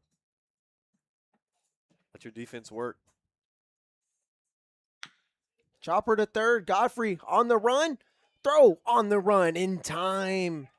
Incredible defense being displayed once again by Godfrey for a beautiful first out. Beef. Another great play over there at third. Once again, thank you to everyone that's still with us. This is a lot higher viewership number at 10 o'clock local time than I would expect, as we are over. So if you're still tuned in, hey, thanks, but I wouldn't blame you if you're not. Probably catching Z's instead of this game. Well, if you're still with us and you want to know something interesting, Miners have won 3 in a row, right? I've said that. Sound like a broken record to you probably. And over those 3 games, they've stolen 13 bags. They have 10 stolen bases tonight. 23 of the 51 stolen bags on the season have come in the last 4 games. Oh, yeah. Wave and a miss. There's the 3rd strikeout for Mundy. Pilots down to their final out. Let's go. Connor Mundy, take me home to the place that is I not belong. Anchorage. Oh, we went different directions. Sam Houston. Fouled off for strike 1. Want to let y'all know how much Mundy does not like Huntsville, Texas, where Sam Houston is at. Thought it should be known. This one, left field. Pearson giving chase near the foul line. It drops, and he slips. It's going to get into the corner. Headed into second. With the 2-out double is Cooper Kunis. He does not want to go home. He's got 3 hits on the ball game. What did I tell you after his first one, dude? It just feels like Kunis always hits against the Miners, but yeah, Pearson out and left. He shifted over towards left center because of Kunis being a lefty and just doesn't hit it hard, but just puts it perfectly down the left field line. But he does not matter. Obviously, right? Mundy just come after hitter. Second hit given up by Mundy. Single and now a double. First base runner, bottom of the 9th with 2 outs. Pilots down to their final out. Miners looking for 4 in a row. Check swing. Appeal says he went around over closer to shortstop. I also got pump faked by that appeal when I looked down the first base line. You just see the Pilots first base coach, hands in pockets. I was like, well, that's not blue. Broke my neck.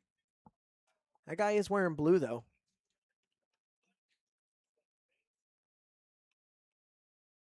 Look, second 0-1. Outside.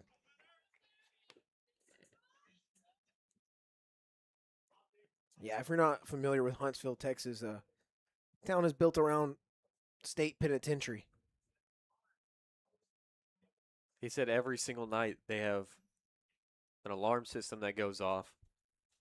3 means the prison basically has everybody. 2 means they don't. Mundy's got it. Flip to first. Ball game over. 7-2. Miners win it. Make it 4 in a row for Matsu. And that is sweet as sugar. Oh, yeah. 4 W's in that suite. Finger licking good. Miners score 7 runs on 8 hits. 2 errors. The Pilots score 2 runs on 8 hits with 5 errors. That will do it for our coverage. We're back here in Anchorage tomorrow. Join us at about 5:45 for 6 o'clock first pitch. It's the Miners and the Bucks. We're looking for 5 in a row from Ben Cameron. I'm Kaden Bessent. Thank you so much. Have a great night wherever you were listening from. We'll see you tomorrow.